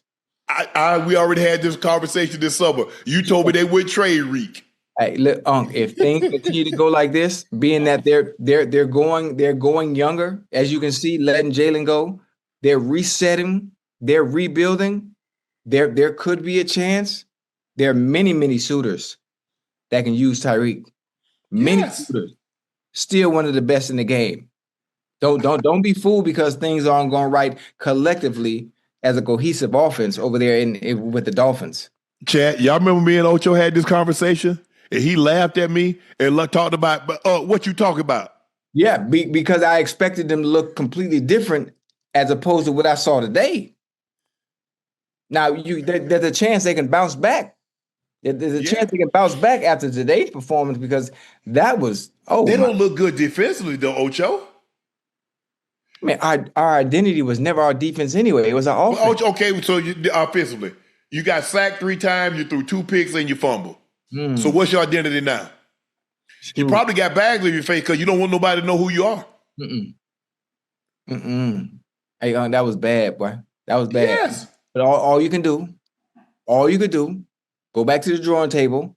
You go in there Monday, you watch film, you take Tuesday off, go hit the cold tub, hit the hot tub, and you get back to work Wednesday. But who the Dolphins got? Because I'm sure whoever the next game is a winnable game. I don't know who they got. Chad, who the Dolphins got next? His QB rating was 2.7. God damn. Yeah. That's real? That ain't even good. That's a good GPA. I mean, that's a C. Yeah, he got the pass in Miami. Okay, we good. You do realize, Hal Landry had 2.5 sacks today. I don't know. They might get y'all, Ocho. Nah, we good. Listen, the Raiders just beat the Pats today. The Raiders beat the Pats today. Gino was out there goddamn dealing. And if we're going to have a rebound game to get that bad taste out of our mouth against the Colts, a game that obviously you would think we should have won, but we didn't because Danny Dimes was dealing today. He was dealing. Jonathan Taylor was doing his thing as well. I think we beat the Patriots. We beat the Patriots. And hold on, they playing in Miami? Yes. Oh man, we got this. We got this. We good. We good. Y'all not good, Ocho. Unc, it's week 1. It's week 1. I don't care if y'all play like this in week 10. Y'all look bad. Did you look bad? Yes or no? Yeah, we look bad. Unc. We look bad. I'm just being honest, but Unc, this is the NFL now. You know how 1 week you look bad, the next week, well, where the hell this come from? It happens. It's possible. It's possible. It is. But I think the thing is that's concerning for me, Ocho, is your quarterback has to play well. He has to stay healthy. And it's like now, Ocho, anytime he get hit, the ball come out. Yeah. Ocho. Hold on. He got the ball out here. You got to have that ball. You got to have 2 hands on that ball just in case, because you can't see everything around you. Anytime you in that pocket, you got to be here. You got to be. That clock has to go off in your head and understanding people rushing. Daniel Jones was 22 of 29, 272 and a touchdown. Woo. Hey, that's nasty work right there. That's good work too. Yes. That's good work. And son, we don't need you to be John Elway or Peyton Manning. Son, just don't turn it over. Right. That's it. Just give us a chance. Give us a chance. That's all we ask of you. Give us a chance. Mm-hmm. If you give them a chance, the defense is good. Yeah. They got Frank. They got some guys over there. But oof. Damn, Dolphins. Don't worry about it. Fins up, baby. Fins up. We good. We're gonna be all right. What them Broncos look like today? They won. They barely won, but okay, go ahead. Boy, we put that bang on the Titans. Whoa. Barely won. Yeah.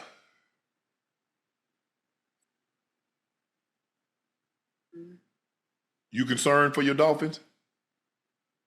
Hell yeah. After what I witnessed today. You just told me, Chad, this man just told me it's one game. Now he told me. It's one game, but I'm trying to be optimistic. We cannot have that type of showing. There has to be some type of promise. When you watch an NFL game for 4 quarters, you got to see something. Okay, you know what? That was something good that we can build off of. Yeah. Okay, this is the area we need to work on. Unc, we need to work on every goddamn area. Everything. We need to work on all 3 phases of the game. Yeah. Offense, defense. Blocking, tackling, running, throwing. Other than that, y'all pretty good, Ocho. Hey, y'all let Indiana Jones do a number on y'all. Y'all got the people calling that man Indiana Jones. Yeah. Hey, Danny Dimes. Listen, Danny Dimes. No, he ain't Danny Dimes no more, Ocho. They called him Indiana Jones. Okay, I got you. I take that. I say what? They done gave this man a nickname after one game. Danny Manning. I say, oh my goodness. He was out there dealing. I'm gonna be honest with you. He was out there dealing. I can't even. He did a number on y'all, Ocho. And he had 2. He threw for. Hold on. Daniel Jones had a touchdown. He rushed for 2 touchdowns. Mm-hmm. The Colts scored on all 7 of their offensive possessions in today's victory, becoming the first team since at least 1978 to score on every offensive possession in a game. That's what Indiana Jones did to y'all. Our defense, we need that Unc, don't make me sad. Don't make me sad because I'm been in good spirits. My Bengals won, and I'm hoping. Matter of fact, I tell you what. With that, if the Dolphins lose to the Patriots this next upcoming week, my allegiance to them, I can't do it no more. You be done? I'm done. Because I've been going through this since 1984. Since 1984, when I understood that I'm from Miami. Yes. My home team is the Miami Dolphins. I've been and things ain't been right since. Okay. Well. God damn, man. Yeah, y'all look bad, Ocho. Y'all. The Packers beat the Lions 27-13. Jordan Love threw a pair of touchdowns, and Micah Parsons had a sack in his Green Bay debut. The Packers delivered an exceptional defensive performance. After getting outscored 99-40 in the first half of the NFC North games last year, the Packers got points on their opening 3 possessions. Ocho, you like the Packers to be favored in the NFC North now? Man, hell yeah. Boy, you see them boys today? Boy, you see Jordan Love dealing? Golden, Hicks, Dobbs. Yep. Reed, mate. Kraft, the tight end. Yep. Josh Jacob was trying, get loose a little bit. He wasn't able to go crazy. Defensively, the Packers look good too. They contained Jahmyr Gibbs. He didn't have a huge game. They contained Montgomery. They didn't have a huge game. But I see a team, especially from an offensive standpoint, like the Detroit Lions, they're going to be all right. They're going to be all right. But what I'm seeing from the Packers this early in the season is phenomenal. Jordan Love was wheeling and dealing all game long. All game long. They didn't have a ton of plays. No. I mean, they had 45 actual plays, so they might have had 50 total plays if you count the penalty stuff, Ocho. Yeah. But when you look at Jordan Love with 16 of 22, 188, 2 touchdowns. They only had 25 rush attempts for 78 yards. The Packers did a tremendous job of getting up to Jared Goff. He's not mobile, so we know where he's going to be. Right there. He ain't going nowhere. Going to be right there. So they didn't run the ball. Montgomery couldn't get anything going. Gibbs couldn't get anything going. Gibbs had 10 receptions for 31 yards, a long of 7.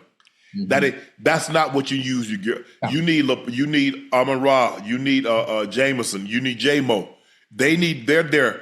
J-Mo to stretch the field.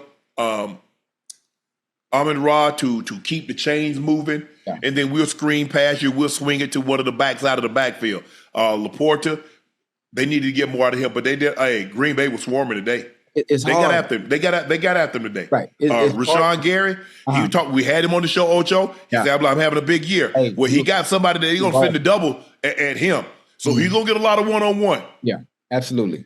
And everybody don't got tackles like Penei Sewell and I think, who's the other tackle over there? I forgot who's on the left side. Is it Decker?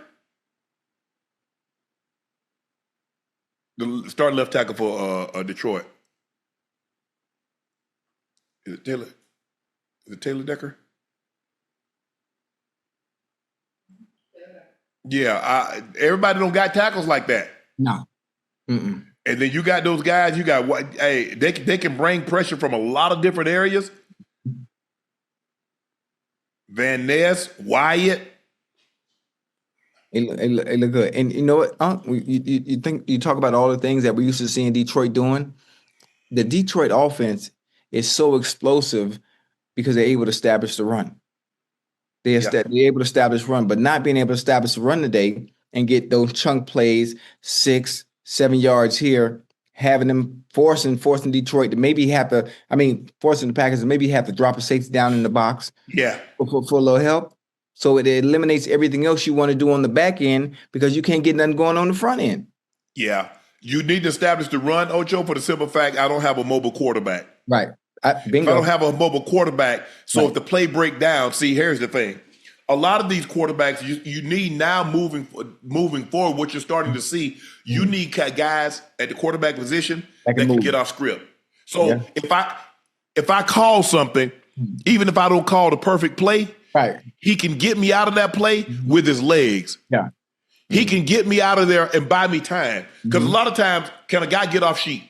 Yeah. Can a guy get away from the play that you call and make something out of it? So if I just give you this ingredients, can you make something tasty with the ingredients that I gave you? Or can you just like, man, I don't worry about this. I got something better. Hey, listen. And that's not what Jared Goff feels. We know who and what Jared Goff feels. He can throw the ball, Ocho. Yeah. But he ain't making no plays that's off script. Yeah. Listen, there are a handful of quarterbacks, where a coach can call a play and he sees something completely different and he can make something out of nothing. Yes. Call the right defense, But damn, now we stuck. Yes. I've used my legs, making something out of nothing. There are very few that can do it. True.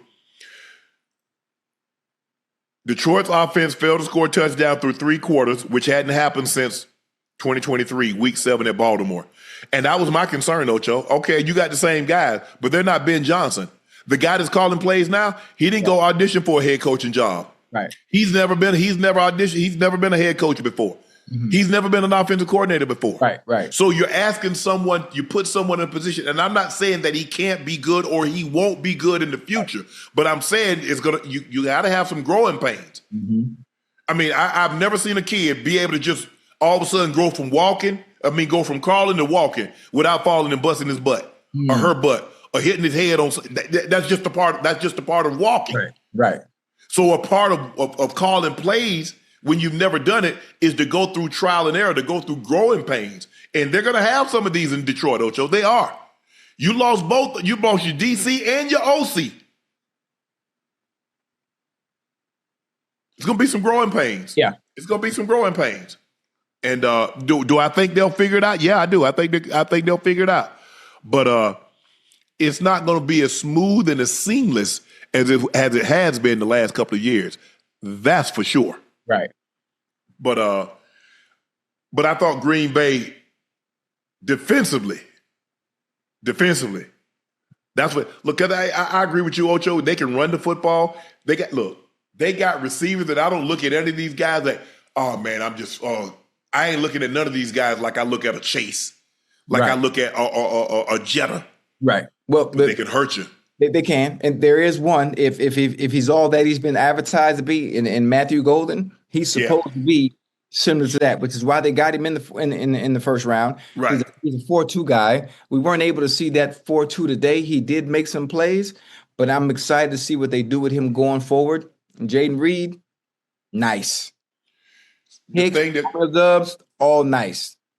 What scares you about him, Ocho, is that because from week to week you don't know. See, you set your game plan. You're like, okay, we got to take this guy away. We got to take Chase away. We got to take Jetta away. We got to take CD away. There are certain guys you go into the game. Who you trying to take away? You don't know. You don't. You never know who's the guy. You never know who's going to buy. Week to week it varies with them. Week to week it varies. Because there's not a whole lot of difference between Dobbs, Reed, Wicks. There ain't a whole lot of difference, Ocho. Right. They all about this, and then Christian, he's not there. He's your speed merchant. He just can't stay healthy. He's phenomenal. I like him a lot, but he just can't stay healthy. He won't be back till later in the season now. I mean, way back because he tore his ACL. Mm-hmm. And he had normally guys that have that kind of speed, they normally have they wound tight. So they normally have hamstring issues. Right. He's battled a lot of hamstring issues. Yes, sir. But I did like what I saw from Green Bay offensively. Even though they didn't have a whole lot of plays. The stats don't jump off at you. They probably had 260 yards. But you only gave up 13 points, and they gave up that on a spectacular catch. The guy caught the ball one hand over outstretched. I can live with that. But Green Bay defensively, those guys were hunting today. They look good. Wow. They were hunting today, and that's what you're gonna need. Boy, I'm already chomping at the bit. I want to see week 4. Wait, week 4, Dallas? You talk about Dallas and the Packers? Green Bay goes. Hey. Wait, I'm telling you, Dallas. They playing in Dallas? They're playing in Dallas. Hey, let's go to the game. We can't. I ain't going to the game. You can go. No, I'm asking you. Let's go to the game. So I mean, we can live stream the whole game. Me and you sitting there watching the game, chilling in the stands. Mm-mm. Like that's like a live broadcast. Unc and Ocho live at Packers. I ain't trying to do 5 hours of TV. I'm telling you, Unc, man. Ash, man, talk to Unc, man. It's I'm sure they got some stuff drawn up for him to try to. But Micah gonna be coming. And he believes Yeah. There's not anybody on the offensive line that can block him. Absolutely not. Hell, there ain't nobody on any defensive line that can actually block him on any other 31 teams. So Well, he gonna be chomping at the Yeah. bit.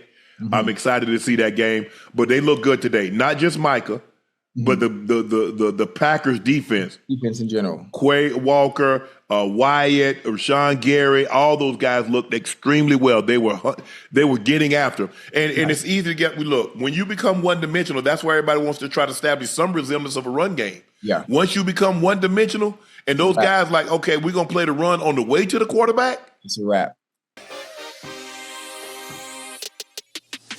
Commanders beat the Giants 21-6. New York offense did not look competitive with Russell running it. I was checking back and forth in this game. It seemed like every time I turned in, he was putting the ball.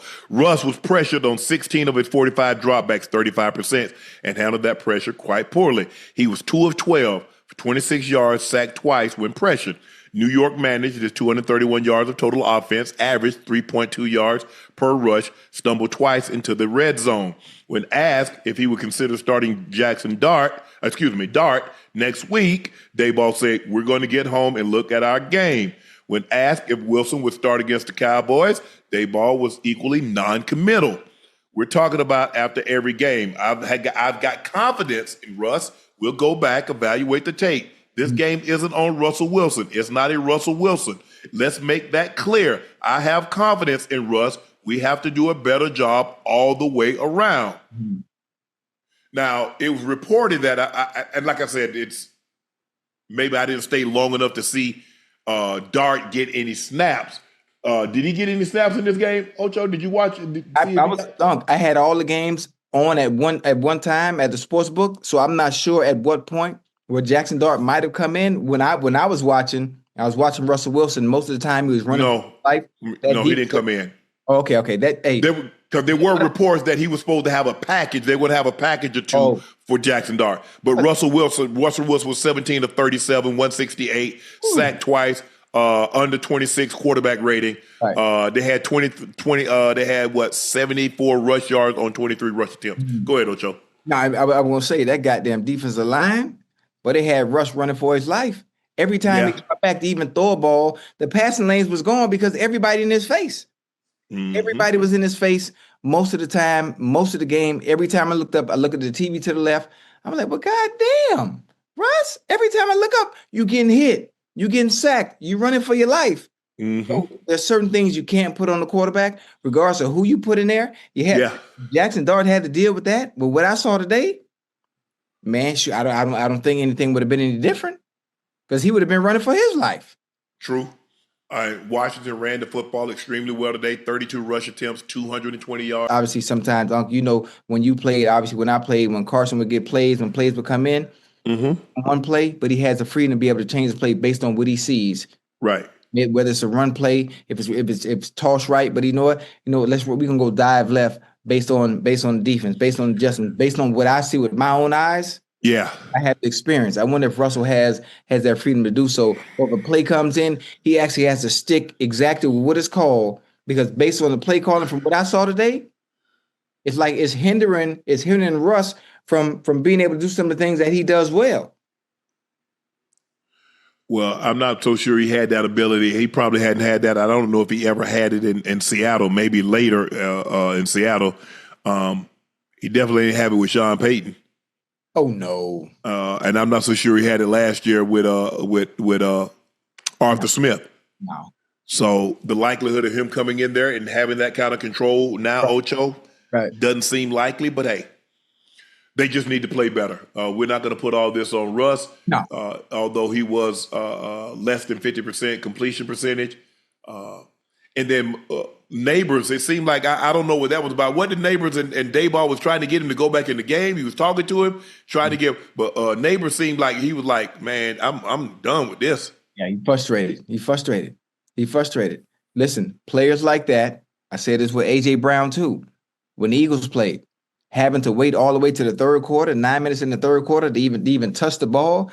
You have a player that is special as Malik Neighbors, you get him the ball early. It don't have to be nothing crazy.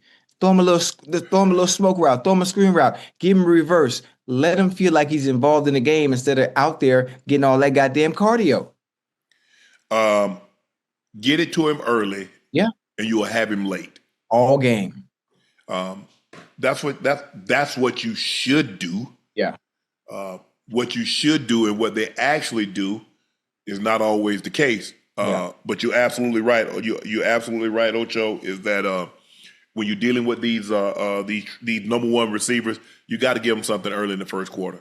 yeah. I mean, ain't nobody asking, to ask Jordan or to ask Steph Curry or to ask one of these great players, look, we don't want you to take a shot until the third quarter.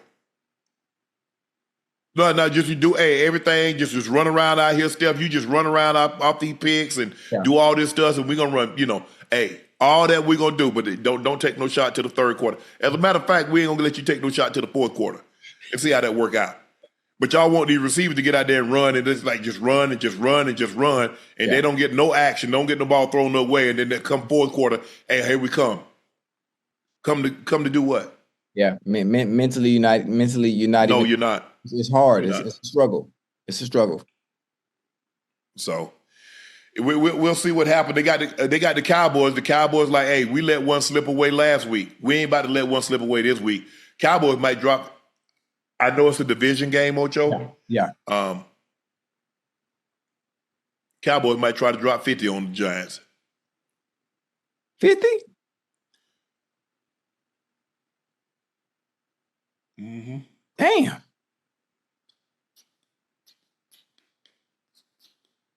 Yep, I'm trying to. Hey, what was Neighbor's numbers today, Unc? He had 5 for 71 on 12 targets. Yeah, that's not bad. Wandale Robinson had 6 for 55 on 8 targets. That's not bad. That's not bad. I mean, look good, look slow there at the office. Not what you like. I mean, ain't nobody go crazy at the receiver position, but Zay Flowers. Yeah, Zay was the only one. Zay be killing that slot, boy. Mm-hmm. Oh, he be killing that slot, and it's the same route over and over. That either that shallow or that deep over. Yeah. Oh, yeah. That's the thing. Yeah. Because you got to honor it because they hold, because Lamar stick it in there. You think Henry, so you hold just for a second. And by the time you realize that he's already past the backers. Yeah. Yeah. He's behind you. What you think? You think there's some tread on the tires with Russ? Me personally, Ocho, I don't think he's going to start the whole year. You and I, we had a bet over under 8 games. Right. I think it's going to be under 8 games, and Jackson Dart's going to be in there. I do. I do. Honestly, based on what he has around him, is all going to come down to his offensive line. If you give Russ time, you give Russ time to be able to process and allow him to make the decisions with the ball, I think he's going to be all right. If they can, if they can get a running game going, take some of the pressure off of Russ as well, which obviously helps with the pass game, I think they're going to be all right. But so many different factors have to go right for Russ to be able to succeed, because he's not the Russ of old. He's not the Russell Wilson with the Seattle Seahawks that at one point he can make something out of nothing. As you get older, you need more help from those that are around you. And I'm not sure the New York Giants team is built with the right personnel where he can be able to succeed like that. Yeah, it's a lot of Russ was outside, was off script. Yeah. Yes. Improvisation. Russ was a magician with the ball. Yeah. Pump faking and flicking the ball over guys and finding ways. He doesn't have that athleticism anymore. Like you said, I think in order for him to be at his absolute best, things have to be perfect. And the likelihood of things being perfect more times than not it ain't gonna happen. It's not. So you say 8 games. You think Jackson? Yeah, I think over under 8 games, and Jackson Dart will be in there. Damn. I mean, Ocho. I mean, you got to think about it. This is his 3rd team in 3 years. Yeah. Cause yeah, he went from Broncos to the Steelers to the Giants.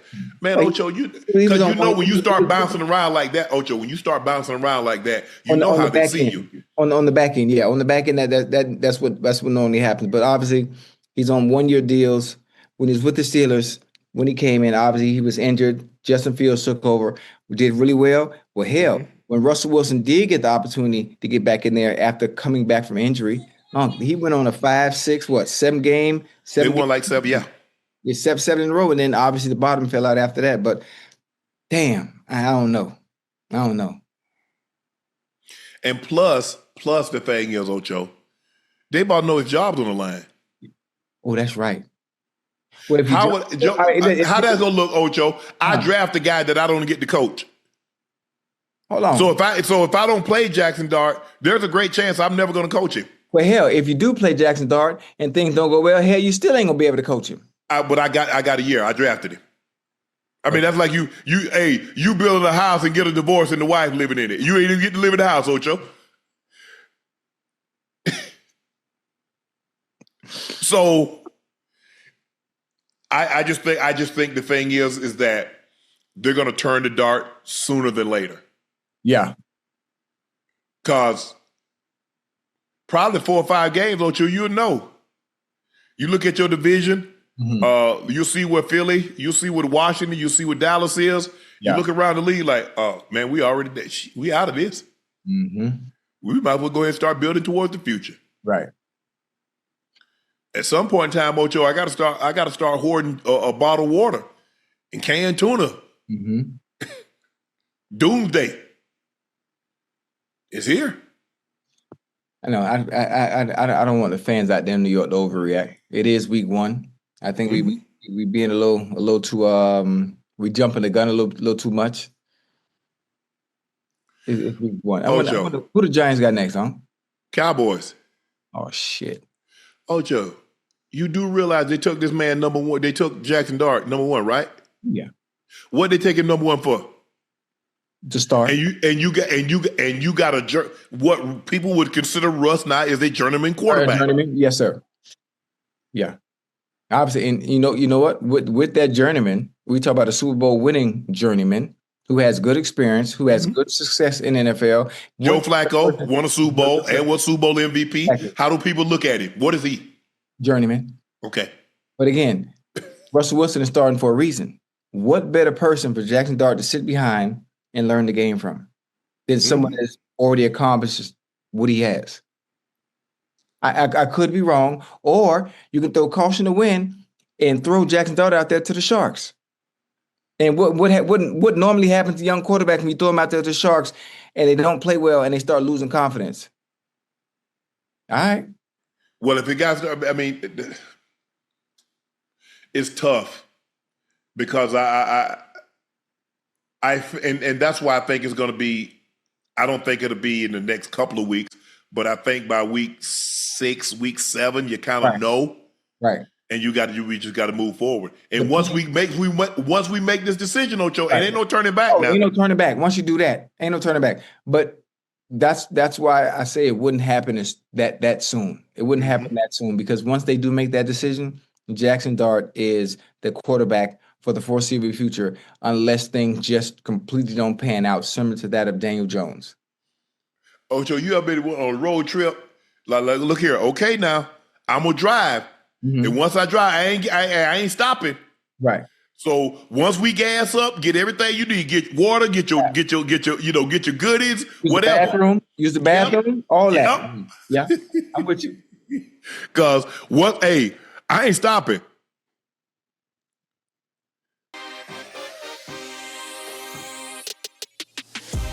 Ocho, the Steelers went on the road, beat the Jets 34-32. Aaron Rodgers threw 4 touchdown passes. If I'm not mistaken, it's his first game with 4 touchdown passes and no interceptions since 2021. Aaron Rodgers threw 4 touchdown passes in his Steelers debut. Rodgers, after the game, there were probably people in the organization that didn't think I could play anymore. So it was nice to remind those people that I still can. I'm just happy to be everybody associated with the Jets. Yeah. Were you surprised how well Aaron Rodgers looked today? Well, I wasn't surprised, obviously, based on the team he's at where he is, what he has to work with offensively. The Steelers, obviously, their identity is their defense. Even though they looked okay because the goddamn Justin Fields, they were playing some ball today, boy. Yes. Hey, Justin Fields and the boy were playing some ball today, but I'm happy for Aaron. He had DK Metcalf. They had very, very, very good chemistry. Very good chemistry. He caught some good balls. And outside of that, I mean, they look really good. And this is what I really expected. For the Steelers to have a quarterback that is 4-time MVP, Super Bowl winning quarterback, and putting the right pieces around him, and all he has to do is do what's asked of him and don't turn the ball over. Just don't turn the ball over, and you will always have a chance. And that's exactly what they had today. That's exactly what they had today. Let defense take care of everything. And again, what happened? It was a turnover. Yeah. Remember the fumble? Hey. Look, we know Aaron Rodgers can have games like this. He looked like the old Aaron Rodgers, not an old Aaron Rodgers, the old Aaron Rodgers. 22 of 30, 244, 4 touchdowns. Just got after him a little bit, got him sacked him 4 times, did a great job of neutralizing the run, only 50 yards on 20 carries. Then you go to the other side. Justin Fields played really well today. 16 of 22, 218, 1 touchdown. They had 182 rushing. Yeah. But when you get a situation like that, you got to kill a gnat with a sledgehammer. Yes.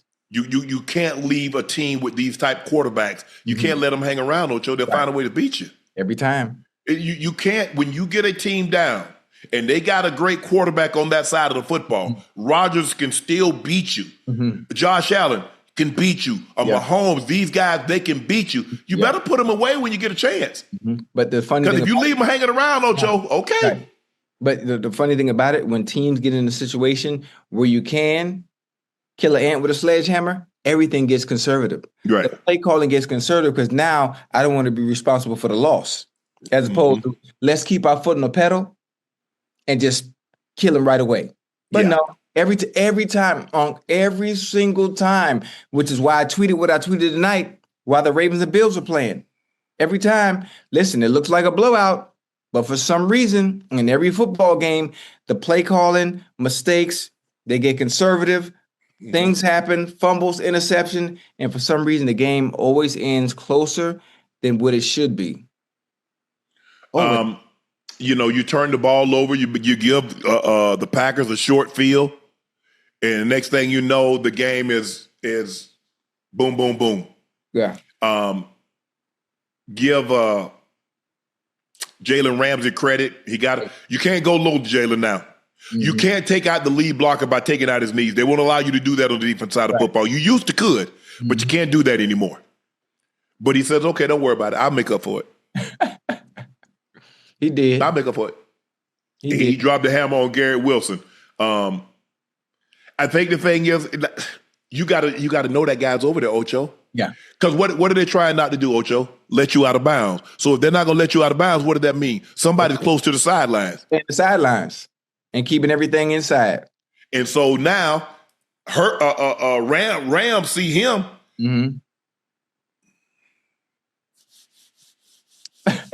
I'm about to, hey, let me get some barbecue sauce because I'm going to put some sauce on them ribs. That was it. That's what happened. Now, that was a textbook tackle too now. Textbook. Hey, that was teaching tape on how to tackle and not get no flag. That was nice. That was an unbelievable play by an unbelievable player. But I thought Justin Fields showed great poise, did a great job. He's only sacked once. The tackle got beat really bad. He got beat really, really quick. Yeah. And I think because I thought they had something on that play. Looking at it, they had something. If the tackle doesn't get beat so quick, Highsmith beats him clean, and Fields really doesn't even get a chance. Really gets a chance to do much of anything. But I was impressed with Rodgers. I'm not finna sit here and tell you I saw 4 touchdowns and no turnovers, 22 or 30. No, I knew they were going to try to establish the run. Right. But that's why you got a guy like Rodgers, because if we can't run it, we feel comfortable. If we can protect him, he can make plays. He can still make plays off his back foot. He still can roll out the pocket and throw with pinpoint accuracy. He still has those capabilities. He's not as elusive as he once was. Hey, we're not the same people at 30 we were at 25. We're not the same people at 35 we were at 30. Rodgers is 40, 41 years of age. He's definitely not the same person athletically as he was in his 30s. Right. But his arm, his ability to change arm slots, his ability to move on the run, to throw on the run. Now, he don't have the foot speed he once did, Ocho. He's not going to really beat you like he once could with his legs, but his arm is still dangerous. Yeah. His arm is still very, very dangerous. Very, very much so. I didn't see the 4 touchdowns. If somebody would have told me, could I see 244? Yeah. But I don't think either team is really happy. One team gave up 34. The other team gave up 32. Now, if I give up 32 and I win, I'm happy. But there were some concerning things that I saw. But I thought, but if you're Mike Tomlin, you're like, okay, I think we found our quarterback, and you look at the receivers. You look at DK doing what he did. You look at Calvin Austin III. Frymouth had a big play. Skoranek catches. He's normally a special teams maven. Came from, I think he was at the Rams. That's where I remember him from. I don't know if he came from there last year or a couple of years ago, but I remember him at the Rams as a special team maven. Caught a touchdown, recovered a fumble. But I like what I saw from the Jets. There's some positives. Absolutely. There's some positives that you can take out of this. You're just like, man, we had it. Yeah. But you give up 17 points, just like the Ravens gave up 22 points. You gave up 17 points in the fourth quarter. Yeah. You can't. You're not going to win. You're not going to win very many games giving up that kind of in the fourth quarter. But the Steelers played well. Look, Steelers are 1-0 in that division. Cincinnati's 1-0, and you got Cleveland and Baltimore at the bottom of the division at both 0-1. It's early, one game in the season. One game does not make a season. Win, lose, or draw. It doesn't.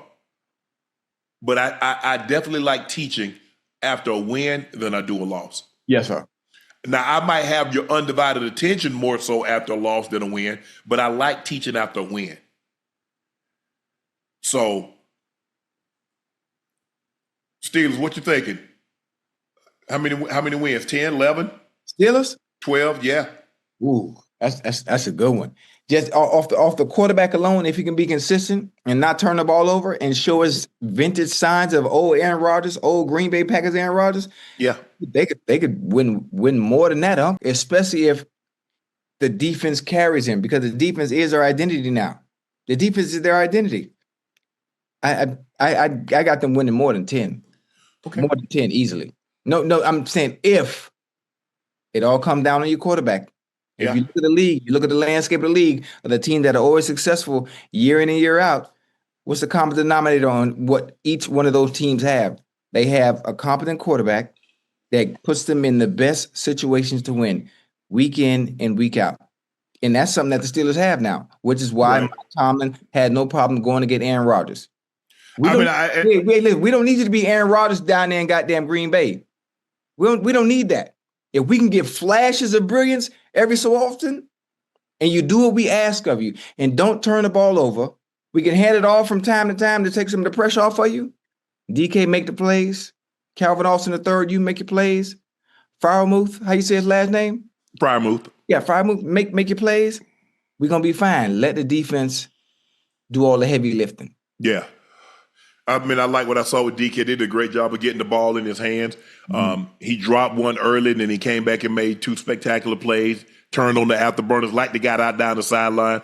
I saw Calvin Austin catch a touchdown. He played well today. Frymouth, when given the opportunity, he did what he does. Skoranek, they slept on him, did the run the over route. You know, Rodgers likes to throw the ball outside the pocket. Oh, yeah. They don't have a problem putting him on the move. He does a great job because if you roll him to the left, he can open his hips up and still get the completion. A lot of the right-handed quarterbacks or left-handed quarterbacks that have to roll right, or right-handed quarterbacks that got to roll left. It's an awful lot to throw on the move because you got to open your hips up, especially if it's not like a comeback where the guy, you rolling that way and you just throw it. But sometimes you got to open your hips, and I think Rodgers does that as good as anybody that's ever played the game. I like what I saw from the Pittsburgh Steelers. Excuse me.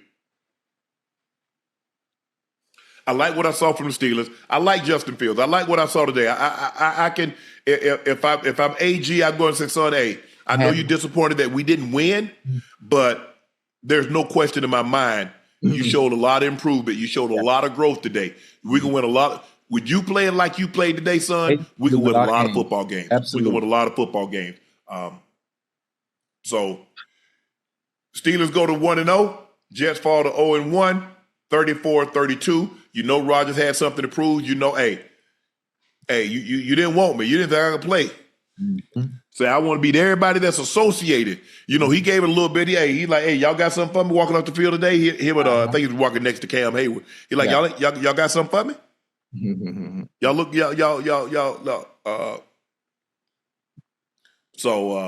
but like I said, I think the Jets, that division, it's Buffalo's. Yeah. It's Buffalo. Miami looked horrible.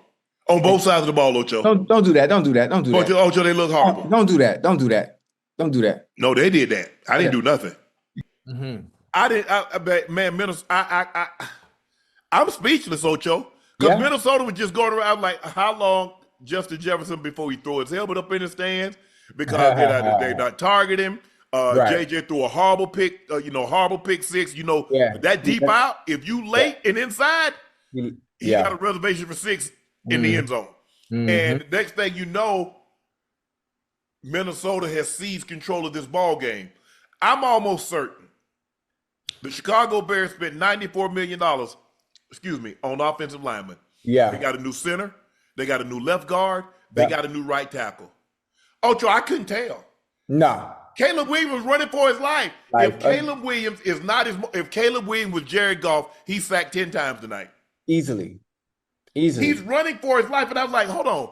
I thought you and I both, because we talked about this, and Ocho, they improved the offensive line. They got Roma Dunze. They got DJ Moore. They got Zacchaeus. They drafted got another tight end. They got Cole Kmet.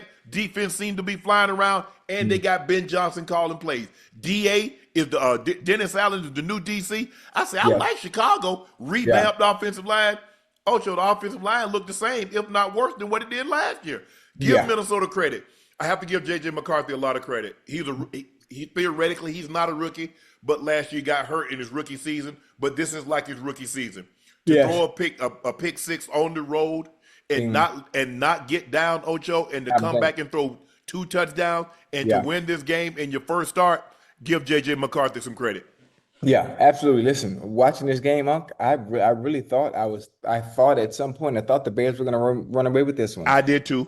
Caleb Williams looked like Houdini back there. Obviously, when being able to process, dropping back when things don't happen, one of the few quarterbacks in the NFL that can make something out of nothing when things break down. He looked good, made some very good throws. Obviously, once the pick six happened, and JJ left that out route inside, I was like, you know what? Yeah, at this point, this one's over. This game is over. Man, JJ kept on plugging. He did. Kept on plugging. A play here, a play there. He also, being a dual threat quarterback, both of them could move with the ball too, huh? Yeah, for sure. Yeah, both of them can move with the ball. Man, before you know it, man, we got a ball game, baby. We got a ball game. You're looking at Ocho, you throw that out route, you got to be early and outside. Because even if you late, it's going to be knocked down at worst. Yeah. It'll be knocked down at best. The worst thing that happened is a pick six going the other way. But if you late and inside, oh yeah. And you got to have an arm. Most coaches don't throw it from the far hash all the way out. You got to have an arm. So obviously JJ must got a gun on him for the coaches to be comfortable with him even throwing that ball. But it's all about placement. It's all about you want to miss far rather than miss inside. When he catch that ball, Ocho, he out of bounds. You catch it, you get 2 feet down, you out of bounds. Yes. Basically, when you throw that, when that joker plant that right foot, that ball need to be in the air. Because he's running on the speed. Now, he's not stopping, so he's running a speed out. Yeah. So before he hit, that ball got to be in there. When he speed out, when he 10 roll to 12, it got to drop in his hands. When his eyes turn, back to look for the ball, that ball already got to be in the air. Oh, for sure. He got that ball got to already be in the air, and he got to catch the eye line of the ball in flight. Not watch it leaving your hand, because if it's leaving Oh, your it's hand, way too late. That guy. it's way too late. And you see, first of all, Ocho, the dude playing off. Yeah. So once he see, now he ran the out and up, he cooked. But you Oh, he see how done. hard how hard he drove on that, Ocho. So he knew. Hey, once he saw Jetta put that foot in the dirt, Yeah, he he said, "Oh, gone. you running that out? I'm driving this." Yeah. And You gotta trust it though. Because a lot of guys, they hesitate, like, I don't know, what if it's an out and up? And Right. you know, you might get there to knock it down. He's like, nah, I'm gonna trust this. If they got an out and up, coach, oh well, they got me on this one. That's But on me. That's on me. I'm taking this one to the house. Yeah. But Minnesota, I saw no signs of life, because think about it, Ocho. Like I said, the score was 17-6. Yeah. 17-6. And the next thing you know, Minnesota scored 21 unanswered. Chicago got a late touchdown to make it 27-24. But I think Minnesota going on the road in a hostile environment. This is a division game, and they're doing it with a rookie quarterback. Yeah. And for him to put up the stats that he did, look, it wasn't 13 of 20, 143. They ran the ball 26 times for $120. But for him to go on the road in that environment and to do when things do not, because Ocho, if he'd have got off to a great start, I'd have totally understood them winning. But it got off to a shaky start. And for him to keep plugging away, his quarterback coach is Josh McCown. I say within 3 years, Josh McCown is a head coach. Oh, Josh. What's your over under 3 years, Ocho, head coach? Yeah, probably, especially with quarterback success. Anytime you coach a specific position and that specific position continues to succeed on whatever team you're coaching, especially if it's the quarterback. Yeah, you're gonna get your opportunity. Yeah, Definitely gonna get your opportunity. He played a long time, back up, made some plays. I mean, I think he played like 17, 18 years, Ocho. Long time. Yeah, he played a long time. But Minnesota, you got to give Minnesota credit, Chad. Because like I said, I saw nothing that would make me believe that they had a chance to win this game, especially through the first 3 quarters. I saw nothing. I saw no life, especially offensively. Now, give the defense credit, and the DC, who's the DC, former coach of the Dolphins, give him credit, because he had those guys flying around. They're making plays. Van Ginkel and Hargrove, those guys were flying around tonight. Oh yeah, that's one thing he can do now. He dial up that defense. Yeah. They get after you. He's about the Vikings. Vikings DC. Yeah, Brian Flores. Flores, yes, Flores. Give him credit. He had those guys playing. Yeah. They were getting pressure with 4 guys. Occasionally they'll bring extra pressure, but I thought Chicago would be better because they invested in what many thought was a weakness, which is their offensive line.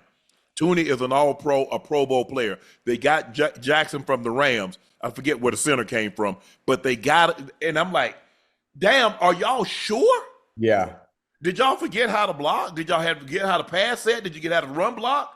I was like, because this is a recap of what it was last year. Last night, basically. Hell, JJ McCarthy, he threw two TDs in less than 3-4 minutes? Yep. And matter of fact, it's games like this, like what we saw last night, what we saw tonight, where people say, oh man, 17-6, this game is over. They go do something else, go in the garage and come back in, and the Vikings win the game. Oh man, hell no, this shit is rigged. Man, everything rigged. It's all rigged. And listen, it was surprising to me too, but to actually watch it unfold, I'm like, well, goddamn, I see why people say that, but then you think to yourself, no, it ain't rigged, because I haven't been out there on that field. And the momentum, when the momentum you're home and away, it does not matter. That's what I try to explain to people, Ocho. Yeah. When you have the momentum, you're gonna have it, because the momentum is gonna swing. You get it, they get it, you get it, they get it, they get it. How much separation can you put between you and the team when you have the momentum? Because they're gonna get it back at some point. Absolutely. And if you haven't put enough momentum, if you haven't put enough separation, they're gonna come back and bite you. Well, you would think with that momentum, you would think a 17-6 lead is enough, is enough space to not lose the game, but you have JJ come together in that fourth quarter. It's like, Right. well, who the hell is? Well, if you think about it, Ocho, that's not a, I mean, 17-6, that's really a touchdown, a 2-point conversion, and a field goal. Yeah. It's not like the Ravens last night. The Ravens were up 15 with under 5 minutes to go. And so now, Ocho, you need a touchdown, you need 2 touchdowns, and a 2-point conversion just to get even. Yeah. Just to get even. So that was a little bit more formidable, especially, and it's still, like you said, it's the fourth quarter. Right. But I thought that was a more of seemingly an insurmountable lead than what we saw tonight. But considering you got a rookie who hadn't been doing much, that is, look, no matter what you thought about Buffalo, that they do have the reigning MVP. Yeah. They do have a guy that you know he can go crazy. We haven't seen anything from JJ McCarthy that would make us think that the Minnesota had that in them, other than pride, other than this was the division rival, and we know them, they know us. Because guess what, Ben Johnson, he was at Detroit last year. So offensively, even though he's at another team, Brian Flores already know what he's going to run because I've been coaching against this guy for the last 2-3 years. So I know who and what he is. The only thing changed is the color of the uniforms. Now, O'Connell is going to have to go back and fill out, look as a DA and see what he ran when he was in New Orleans. Let's, maybe pull out some tape when he was the head coach at the Raiders, or old footage of when he was the DC at Denver. But for the most part, they know this offense. They know Chicago's offense because Flores has been coaching against Ben Johnson for 2 to 3 years.